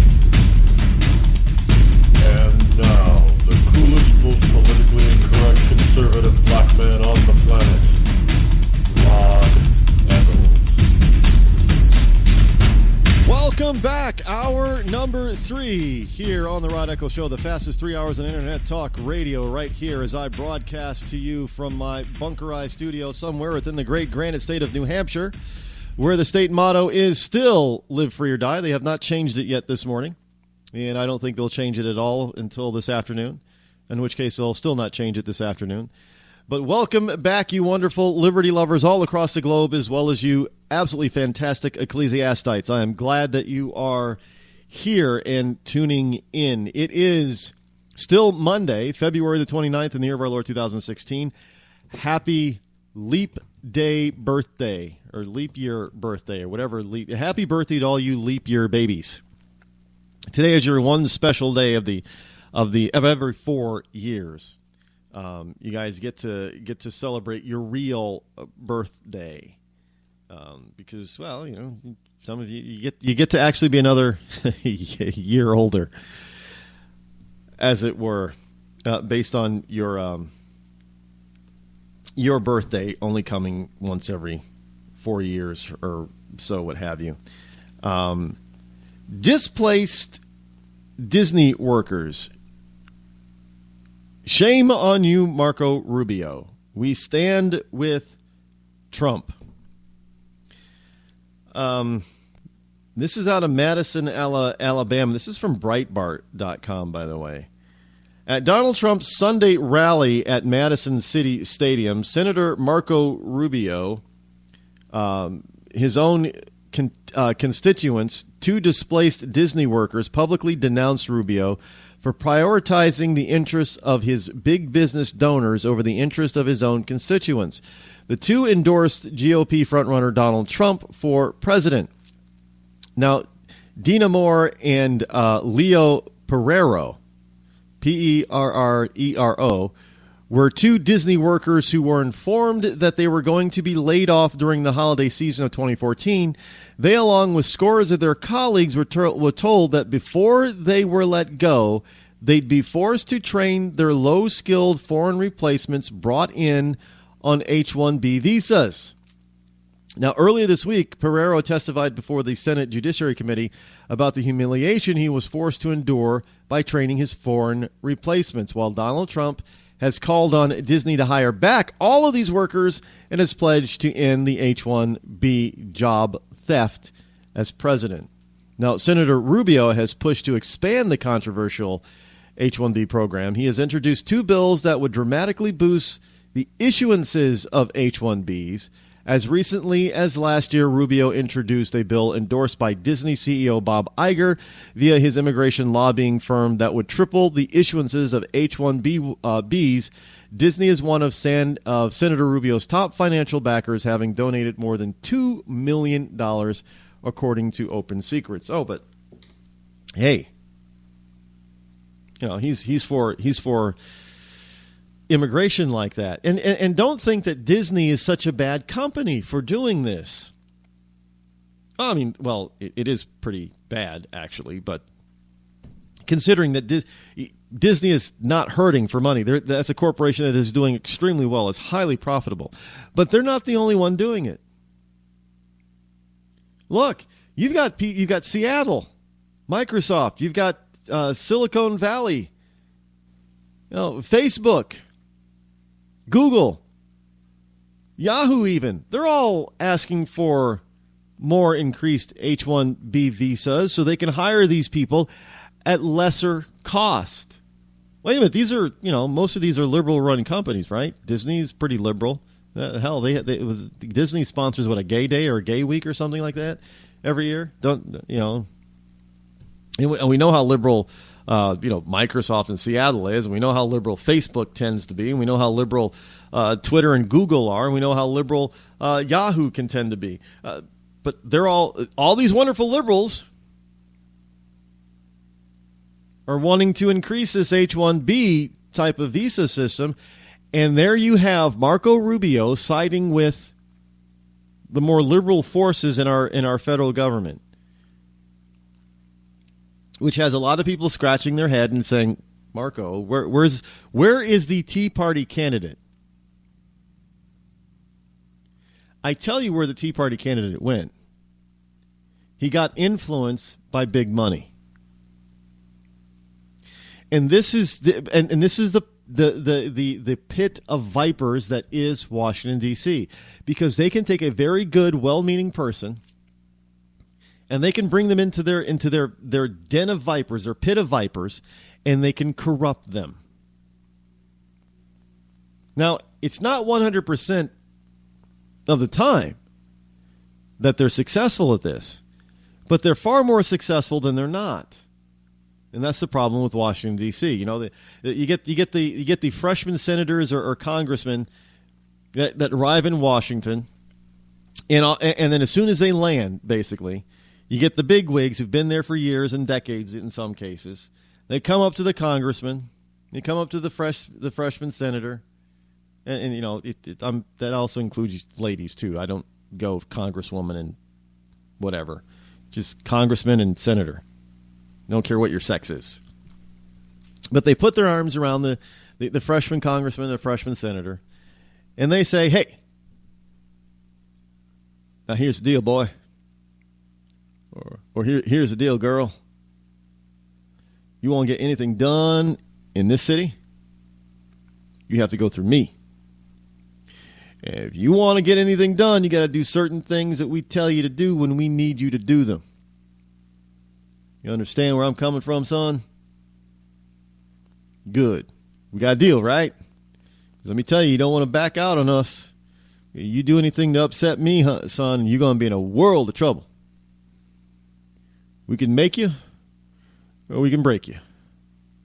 You want to play along, or you want to be on the outside? Now, that's how it works.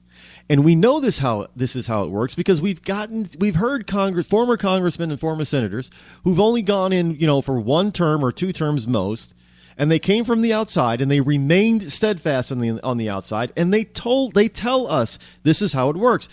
And you've even got some who are, especially in the Senate right now, are not many of them. What is it? 8? Not even 8. Well, the Tea Party caucus, basically. How many? There's only a handful of them, a couple of handfuls. They tell us what's going on. The Freedom Caucus. There's not many of them, but every once in a while you'll even see from the Freedom Caucus that the insiders will get to peel one or two of them off because of all of that influence, all of the money that flows into the money that flows into DC people. It is absolutely unbelievable. And it's not just for the salaries. I mean, one of the things that is actually it's coming up in less than 2 weeks, I do believe. Is it this week? I think it's this week for the Netflix series House of Cards.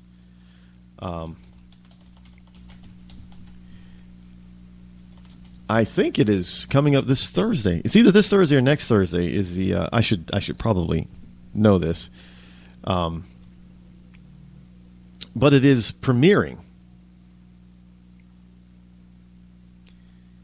and it's being well. We'll get to see, but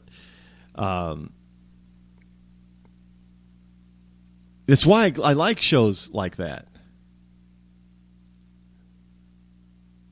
Because it actually tells you more of what's going on on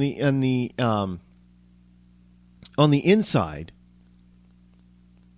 as it does in real life, and it tells you all the power brokers, how they work. And the funny thing is this is not limited to America, because House of Cards is not an American originating show. It's a British show, as in England. And it was basically about a conniving, evil, despicable House of Lords person who was conniving his way into being Prime Minister of Great Britain. Now, I saw a couple of beginning episodes of the original British version of House of Cards. Let me tell you, it's just as bad over there as it is here. But any place where you have seats of power, you get money and influence, and people get drunk with power. If you think that people get drunk with money, that's not the problem. Money is not the problem. There are lots of people with money. There are lots of people with lots of money. But they're regular, everyday, normal people, and a lot of times you might not even know. Hell, there are so many what we call ordinary millionaires out there and multimillionaires. I mean, your next door neighbor. Yeah, in your neighborhood, you could have a multimillionaire living in your neighborhood and you'd never know it because they're not extravagant. You may wonder, hey, that they do go on some pretty good vacations every year. How do they do that? But you never know it. It's not money that is the problem. It's not money that causes most people to get, drunk, if you will. It is power. People get drunk off of power.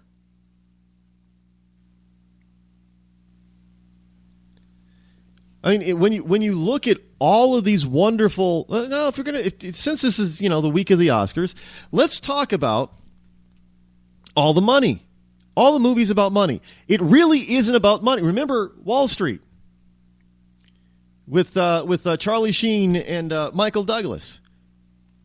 He said greed is good, but it wasn't about the money. No, money was a way for some of those people at that level to keep score. But it was about the power, being able to manipulate people in the system.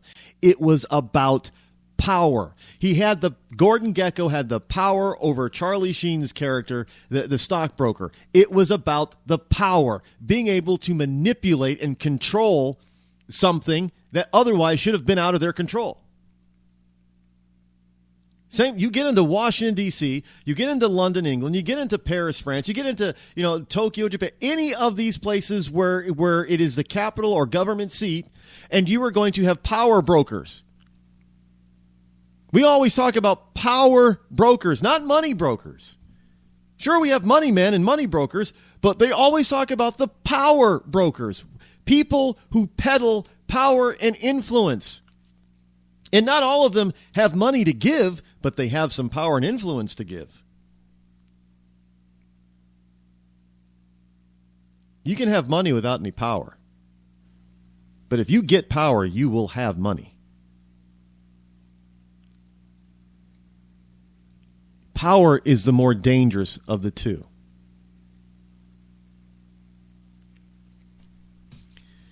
Because there are people that will do anything for power. And understand, a lot of powerful people don't have billions of dollars. Sure, a lot of the senators and congressmen and people in D.C., they live very comfortable. They may be worth a few $1,000,000. And they get to do just about anything they want or buy just about anything they want within reason. But that's not why they do it. That's a way to keep score. What they're in it for is power.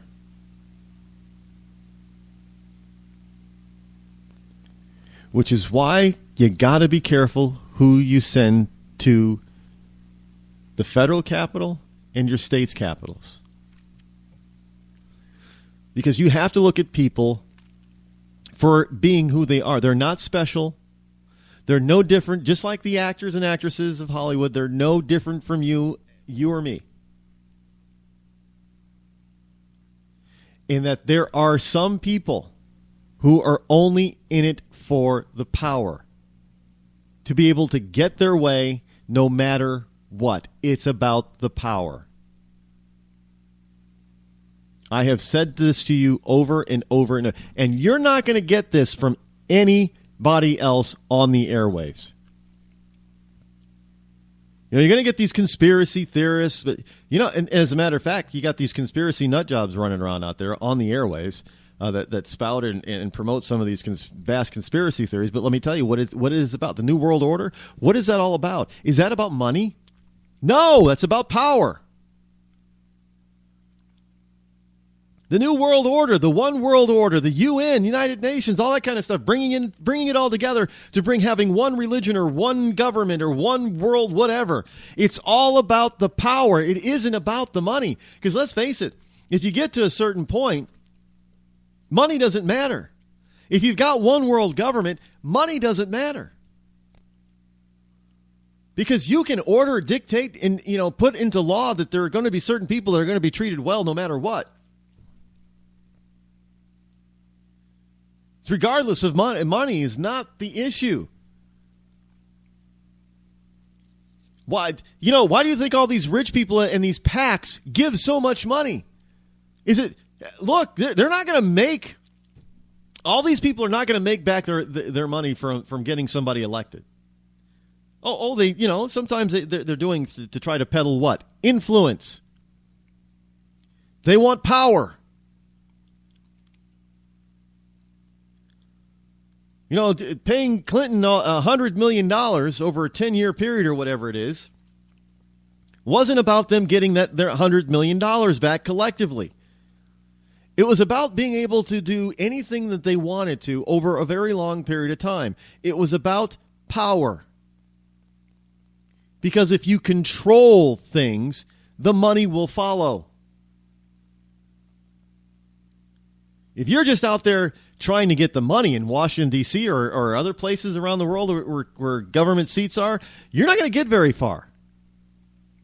You have to get the power first. And a lot of times, you can buy it to a certain degree. But when it comes right down to it, Marco Rubio went into Washington, D.C. The big and the powerful put their arms around Marco and said, listen here, boy, you're going to do things our way, you got it? And he capitulated to that power. And he probably got some special perks. Well, there's no probably about it. He did get some special perks. And he enjoyed it. Not going to blame him for it. It happens to some of the best of people with some of the best intentions. It just shows one thing, though. Marco Rubio is weak. And there are too many areas in his life or in his belief system, not every area, but there are too many areas that can be manipulated.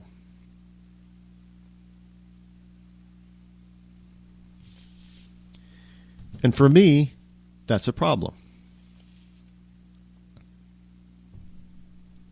Now, like him or not, I don't think Ted Cruz can be easily manipulated. Like him or not, I don't think Donald Trump can be easily manipulated.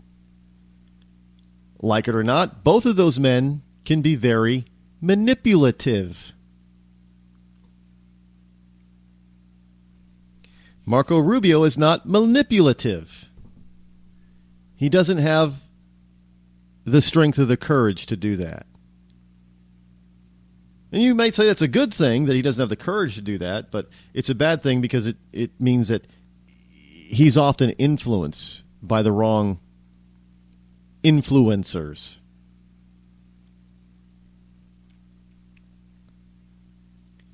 I don't believe that that Cruz or Trump are easily manipulated by the power brokers. If anything, they may reverse some of that stuff and influence the power brokers instead.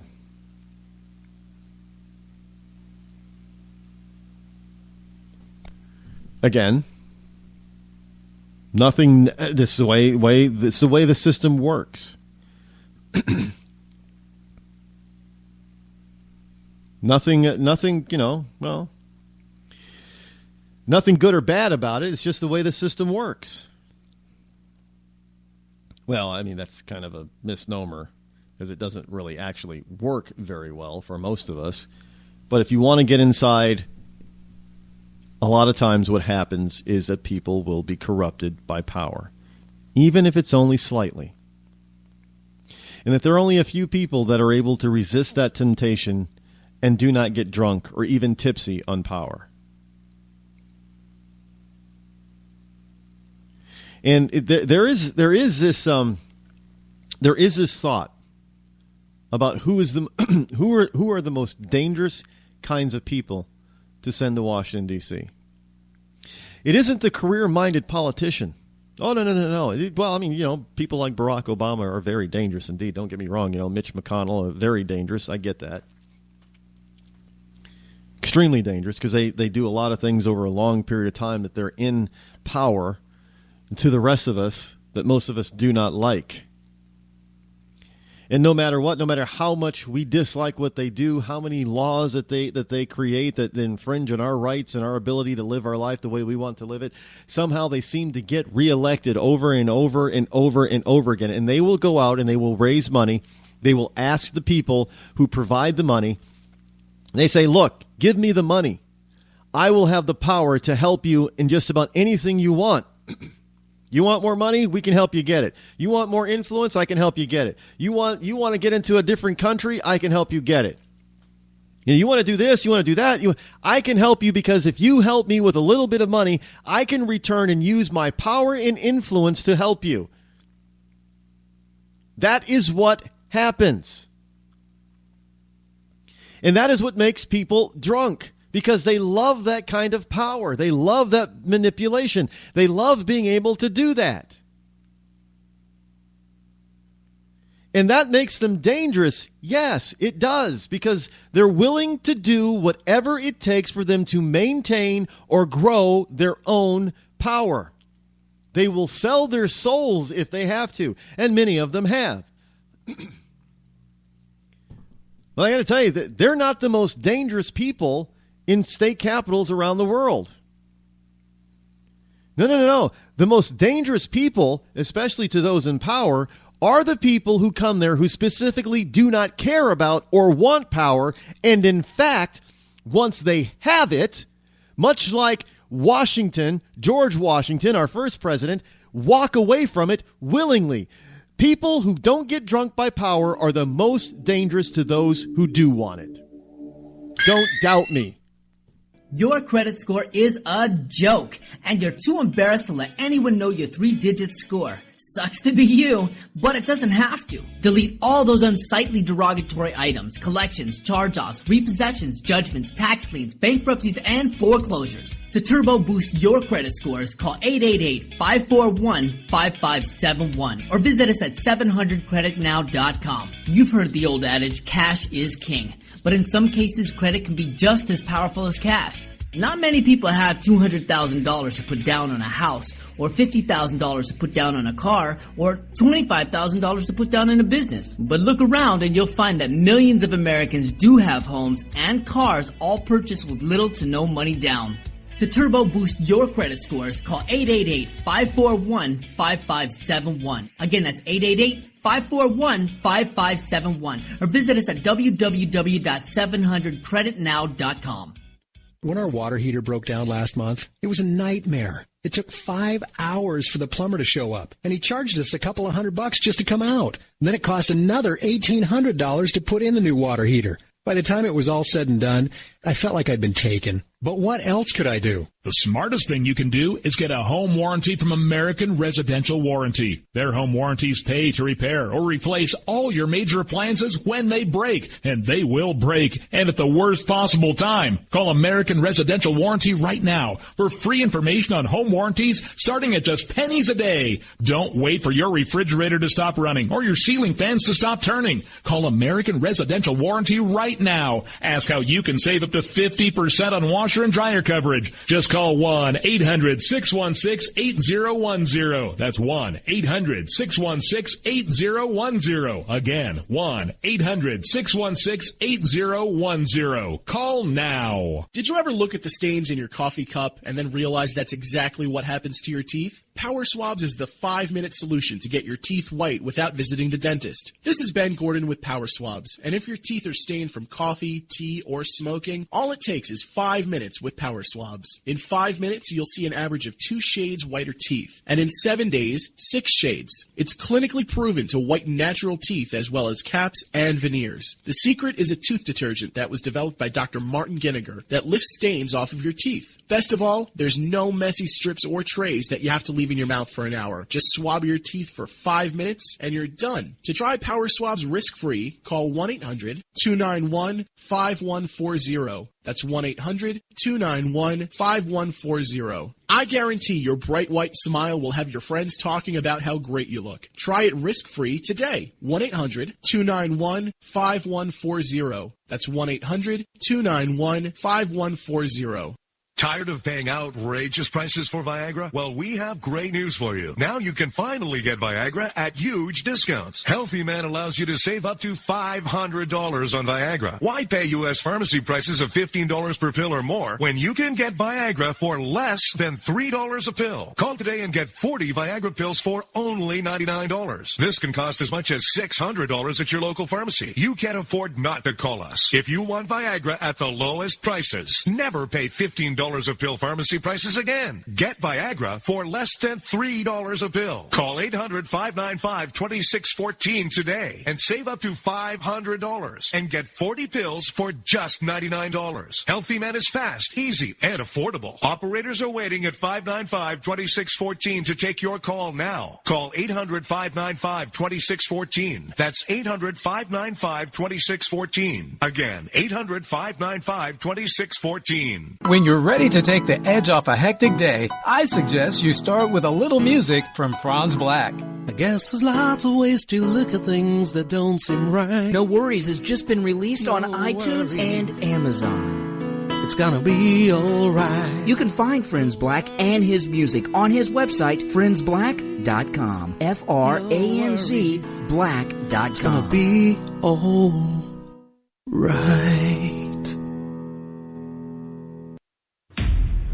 Are you ready to handle the truth? Special edition of the Rod Eccles Show this Tuesday night, 8 p.m. to 9 p.m. Eastern Time. It's a special Super Tuesday evening edition of the Rod Eccles Show. Tune in, rodeccles.net. Be there.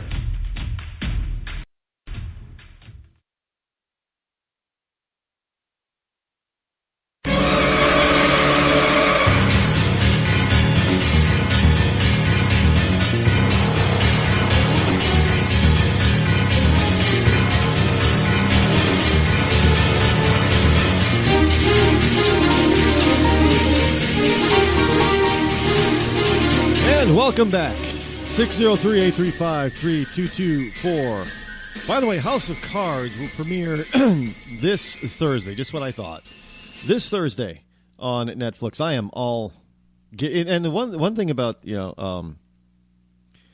Netflix is that they just don't. It's not one episode at a time, one episode a week or what have you.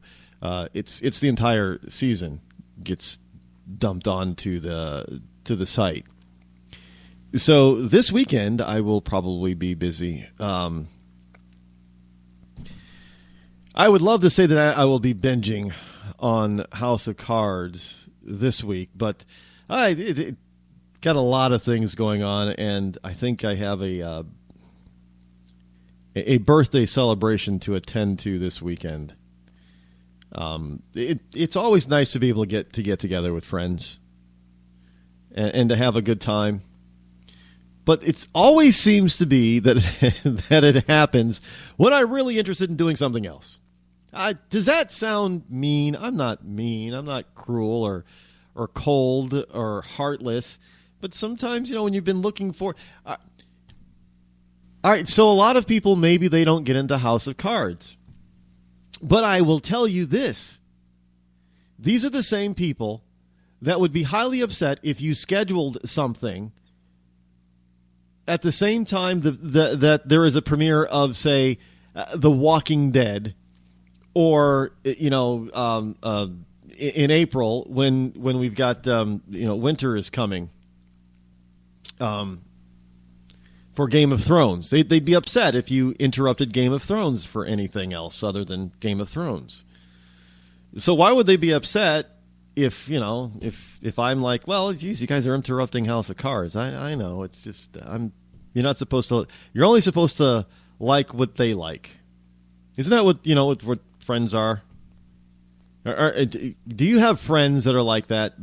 You're supposed to only like what they like. Just kind of interesting. It is well known among my circle of friends that I am not a huge fan of Walking Dead. What? I'm not. I've tried it, didn't get into it. And there are a bunch of look, it's not just The Walking Dead. Everybody's also, especially when it first came out, was this whole thing about Scandal. I never got into Scandal. Heard about How to Get Away with Murder. I tried watching, the first season of How to Get Away with Murder, whatever it was. It didn't keep my attention. What was it? A Blacklist? That was another big one. Everybody was like, "Oh man, you got to see it." I tried it. Didn't keep my attention. Marvel's Agents of S.H.I.E.L.D. I watched the entire first season. And I said, you know what? That kind of sucked in my book. And I haven't watched season 2 or 3. What are they on? Season 3 is about to premiere, I think, or season 4, whatever. It's 3.5. I don't know. I lost my attention. And Netflix has one, Daredevil. I watched the entire first season last year. I binge watched it. And I got to tell you, I've seen the previews, I think the new season 2 is out.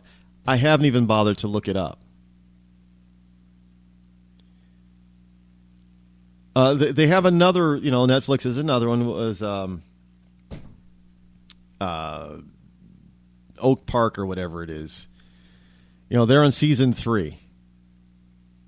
Season 1, I was, kind of riveted, binged it.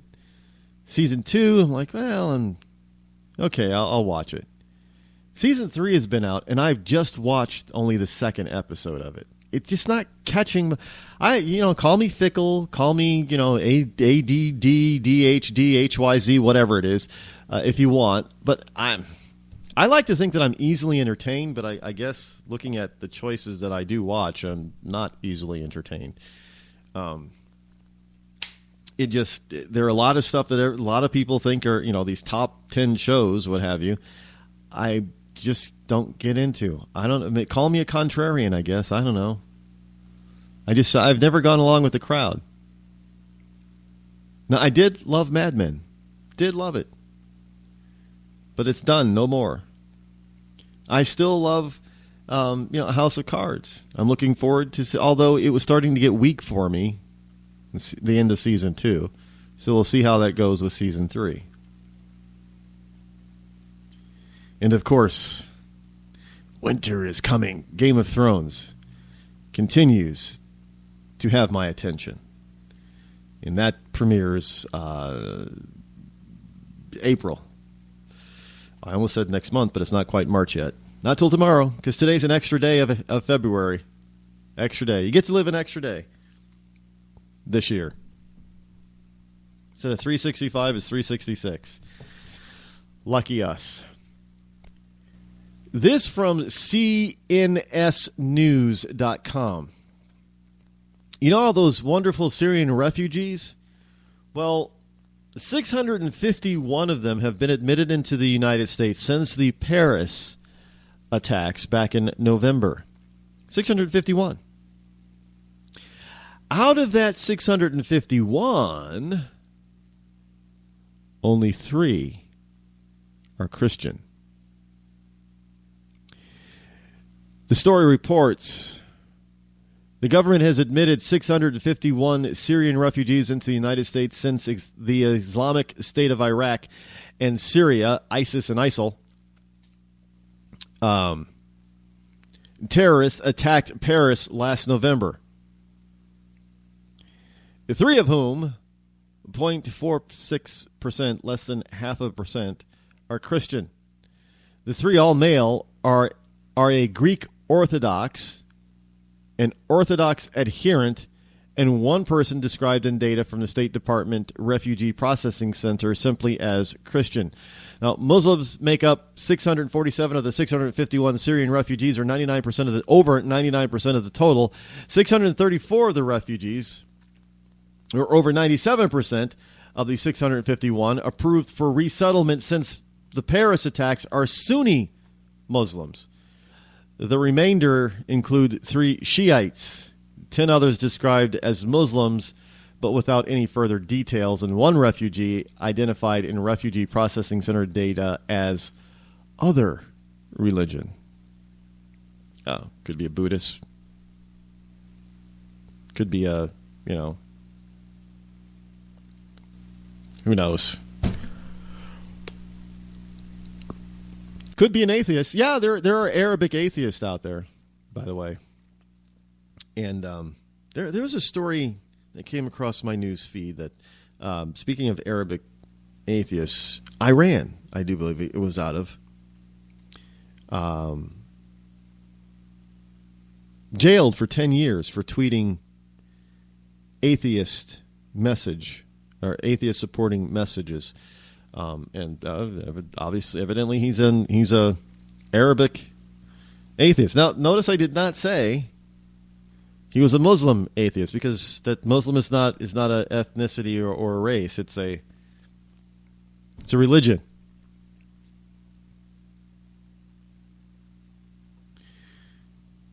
No, it's kind of like Catholic is not a race but a religion. Are you Catholic? Yes, I'm Catholic. Are you Muslim? Yes, I'm Muslim. Muslim. No, I'm not Muslim, by the way, but just letting people know that there is a difference. By the way, Cruz has a song. Earlier today, or earlier in the program, I played a song for Trump, supporting Trump. But there is evidently a song supporting Cruz. Now, I don't have permission to play it on the air, so I will link to it over on rodeccles.net, and put up. I guess there's a video. There is a video, so I'll put up the video for it as well. That I can do. I can share video, but I don't have permission to play it. So if you're out there and you're in connection with the Ted Cruz rap song, then let me know, and if you want to give me permission to play it, I'll be more than happy to do so. But in any event, Ted Cruz is out there saying something a little bit ridiculous. He's trying to because you have Romney out there who's trying to do the Harry Reid, trying to pull a Harry Reid on Donald Trump, and it isn't working. By the way, it's not working. But Cruz is trying to take it up a notch. And for those of you in Rush Limbaugh's Real Enda, that means notch or level. Take it up a level. Cruz says that Trump may be hiding mob ties in his tax returns. Now, I don't know how you hide mob ties in your tax returns, because being audited as often as and as well as Donald Trump has been audited, I think the IRS would have picked up on that. Don't you think?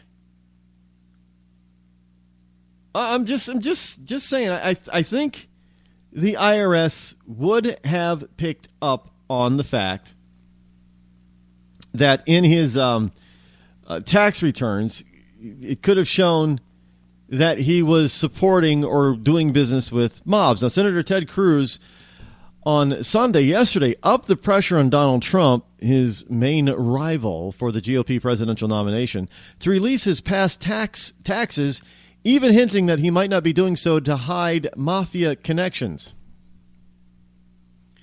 So now Trump is a mafioso. There have been multiple media reports about Donald Trump's business dealings with the mob, with the mafia.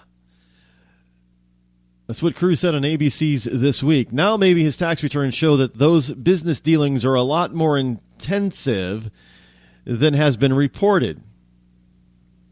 Cruz noted that ABC News had been one of the media outlets to report Trump has done business with S&A Concrete to build Trump Tower in Manhattan. Well, a lot of people did business with S&A Concrete. Do they have ties with the mob now? I mean, the S&A Concrete was not created to build Trump Tower. I'm just saying. I'm not. Look, we got. In other words, it's a fox screaming that there's a fox in the hen house. Do you understand my analogy here? You got Ted Cruz running around talking about, maybe, he's been dealing with some shady characters. When he's been dealing with shady characters all his adult life. Now, granted, he's been an attorney and a prosecutor and things like that, and so he's probably tried to put some of them away. But come on.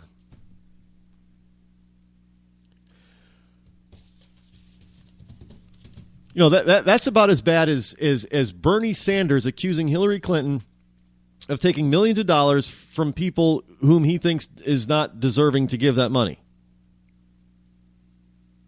And yet this man has lived off the public dole for just about all of his adult life. And this is it's hypocrisy at its best, folks. I know. I say this over and over again. If you listen to this program for any length of time, you will hear me say, you can't make this stuff up. The stuff that happens in real life is better than any kind of made-up TV drama or movie drama that you will ever see. It is what it is. By the way, did you know that, we talked about this earlier and I brought it to you, but the AmericanMirror.com is reporting that Twitter is accused of shutting down Hillary Clinton's. Yes, Bernie Sanders supporters are saying that their Twitter account was censored and locked down after they criticized Hillary Clinton. At Guerrilla Dems, which that's what it says, Guerrilla Dems, which goes by the name Guerrilla Socialist, was shut down on Thursday. Twitter is saying the reason at Guerrilla Dems was censored and locked down was due to a mistake. Now, we know that Twitter has said that they were going to institute and have this, this sort of board or what have you, a review process that reviews, what your tweets are about. See if it's appropriate for Twitter. Now, the message that they got from Twitter states as follows: your account appeared to have exhibited automated behavior that violates the Twitter rules. Twitter has automated systems that find and remove automated spam accounts in bulk. Unfortunately, it looks like your account got caught up in one of these spam groups by mistake. Your account is now unlocked. Sorry for the inconvenience. Please do not respond to this email as replies will not be monitored. So in other words, Twitter is blaming their own system for mistaking their account for an automated. There's nothing. You know how many pieces of software that are free and that you pay for that do all kinds of automated stuff on Twitter, not just Twitter, but on many social networks, but especially Twitter. And they say they have systems that shut down automated accounts. Or what? Really? No, they don't.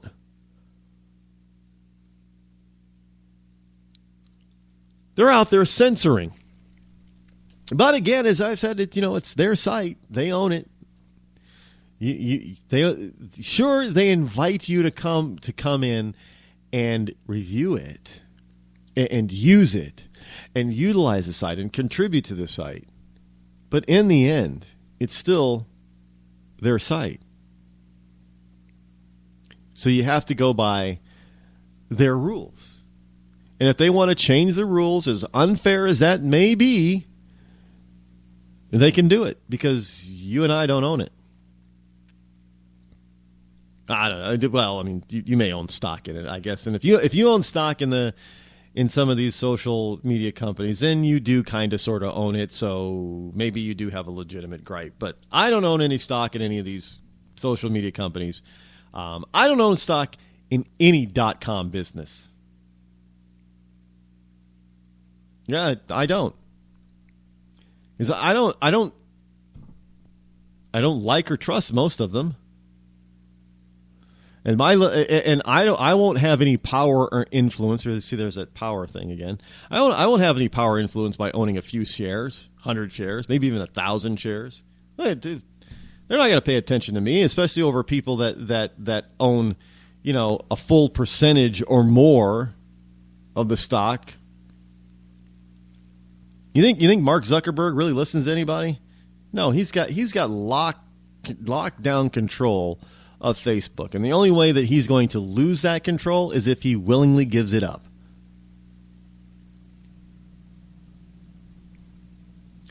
So it's yeah.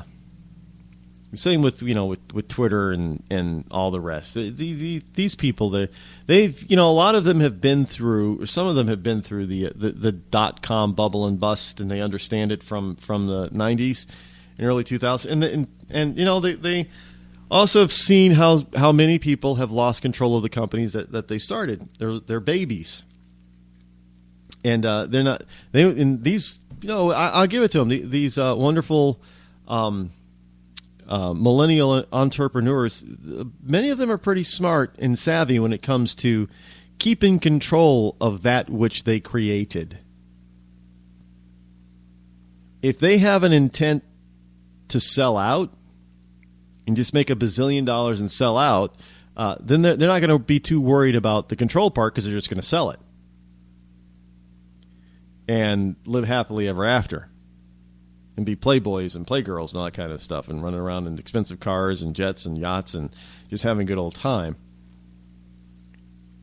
But if their intent is their end game is not to quickly create and flip, then they're not going to lose control of the company, their baby. They've seen it happen too many times before.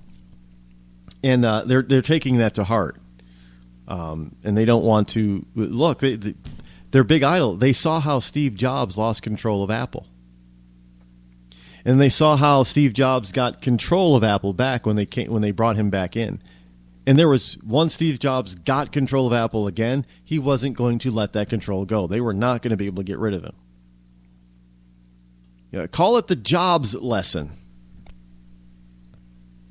of running a business. And anyone who pays attention to that, and many millennials who are starting their companies are paying attention to that, they're not letting go of controlling interest. And if you ever watch Shark Tank, you can see the younger set, the millennials coming into the Shark Tank, and the sharks keep saying, well, I want this amount of your company if I give you this amount of money. And a lot of them are actually walking out of the tank without getting a deal because they're very cognizant of control. And they don't want to lose it. So, but you can see the ones who are more open to losing control because they're all about, possibly building, starting, building, and flipping and cashing out as quick as possible. So the control issue for them is not an issue. But those who's, 33%, I don't want to give up 33% of my company. Can you? And they'll try to nickel. I've seen this happen time and time again. They will try to nickel and dime the sharks. Because the shark will say, well, I want 25%. And the millennial business starter will say, well, how about, I was only thinking 15. And the shark might say, well, you know what? I get it, understand it. It'd still be worth it to me for 20%. And then, I've seen it happen. Then the millennial will say, well, can you meet me halfway? Say 17%? And the shark will say, no. Okay, 18. And the shark will say, no. And then they'll go, well, geez, I just don't want to. How about 19? And then they'll say, well, take 1%. You're going to argue over 1%? Well, yes, they're going to argue over 1% is if they can, because of that fear of losing control of their company because of what happened to Steve Jobs. They don't want to lose control. I see it every time. I see it a lot. It happened. I watch the Shark Tank regularly. Every week I see it. It says a lot about entrepreneurialism and the business climate in this. By the way, speaking of business climate, there is we are at a record. Where did I have it here on the paper pile? Paper pile, electronic paper pile. It might be easier if I just printed everything out and just went through papers, but then I'd be killing a lot of trees, and I'm trying to stop that. So, yes, again, CNS News. U.S. has record 10th straight year without the 3% growth in GDP. Oh, wait, I thought we're in an economy that's booming. Thought it was booming.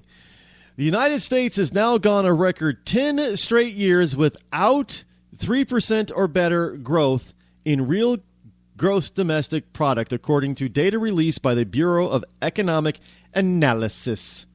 The BEA has calculated the GDP for each year going back to 1929. And it has calculated the inflation-adjusted annual change in GDP in constant $2009 from 1930 forward. So in other words, they just try to make the dollar seem like the $2009 all the way back. And what we've got here is that in the 85 years for which the BEA has calculated the annual change in real GDP, there is only one 10-year stretch, 2006 through 2015, when the annual growth in real GDP never hit 3%. It peaked in 2006 at 2.7%, and it's never been that high again, according to the BEA. So I guess our economy is not roaring after all. Add that to all the people who are out of work, and you get a very dire picture indeed. Well, that sound means that we're out of time. We'll be back here tomorrow. Same time, same channel. Don't forget tomorrow's Super Tuesday special program at 8 p.m. right here. Until then, have a wonderful Monday. I'll see you later. I'm out.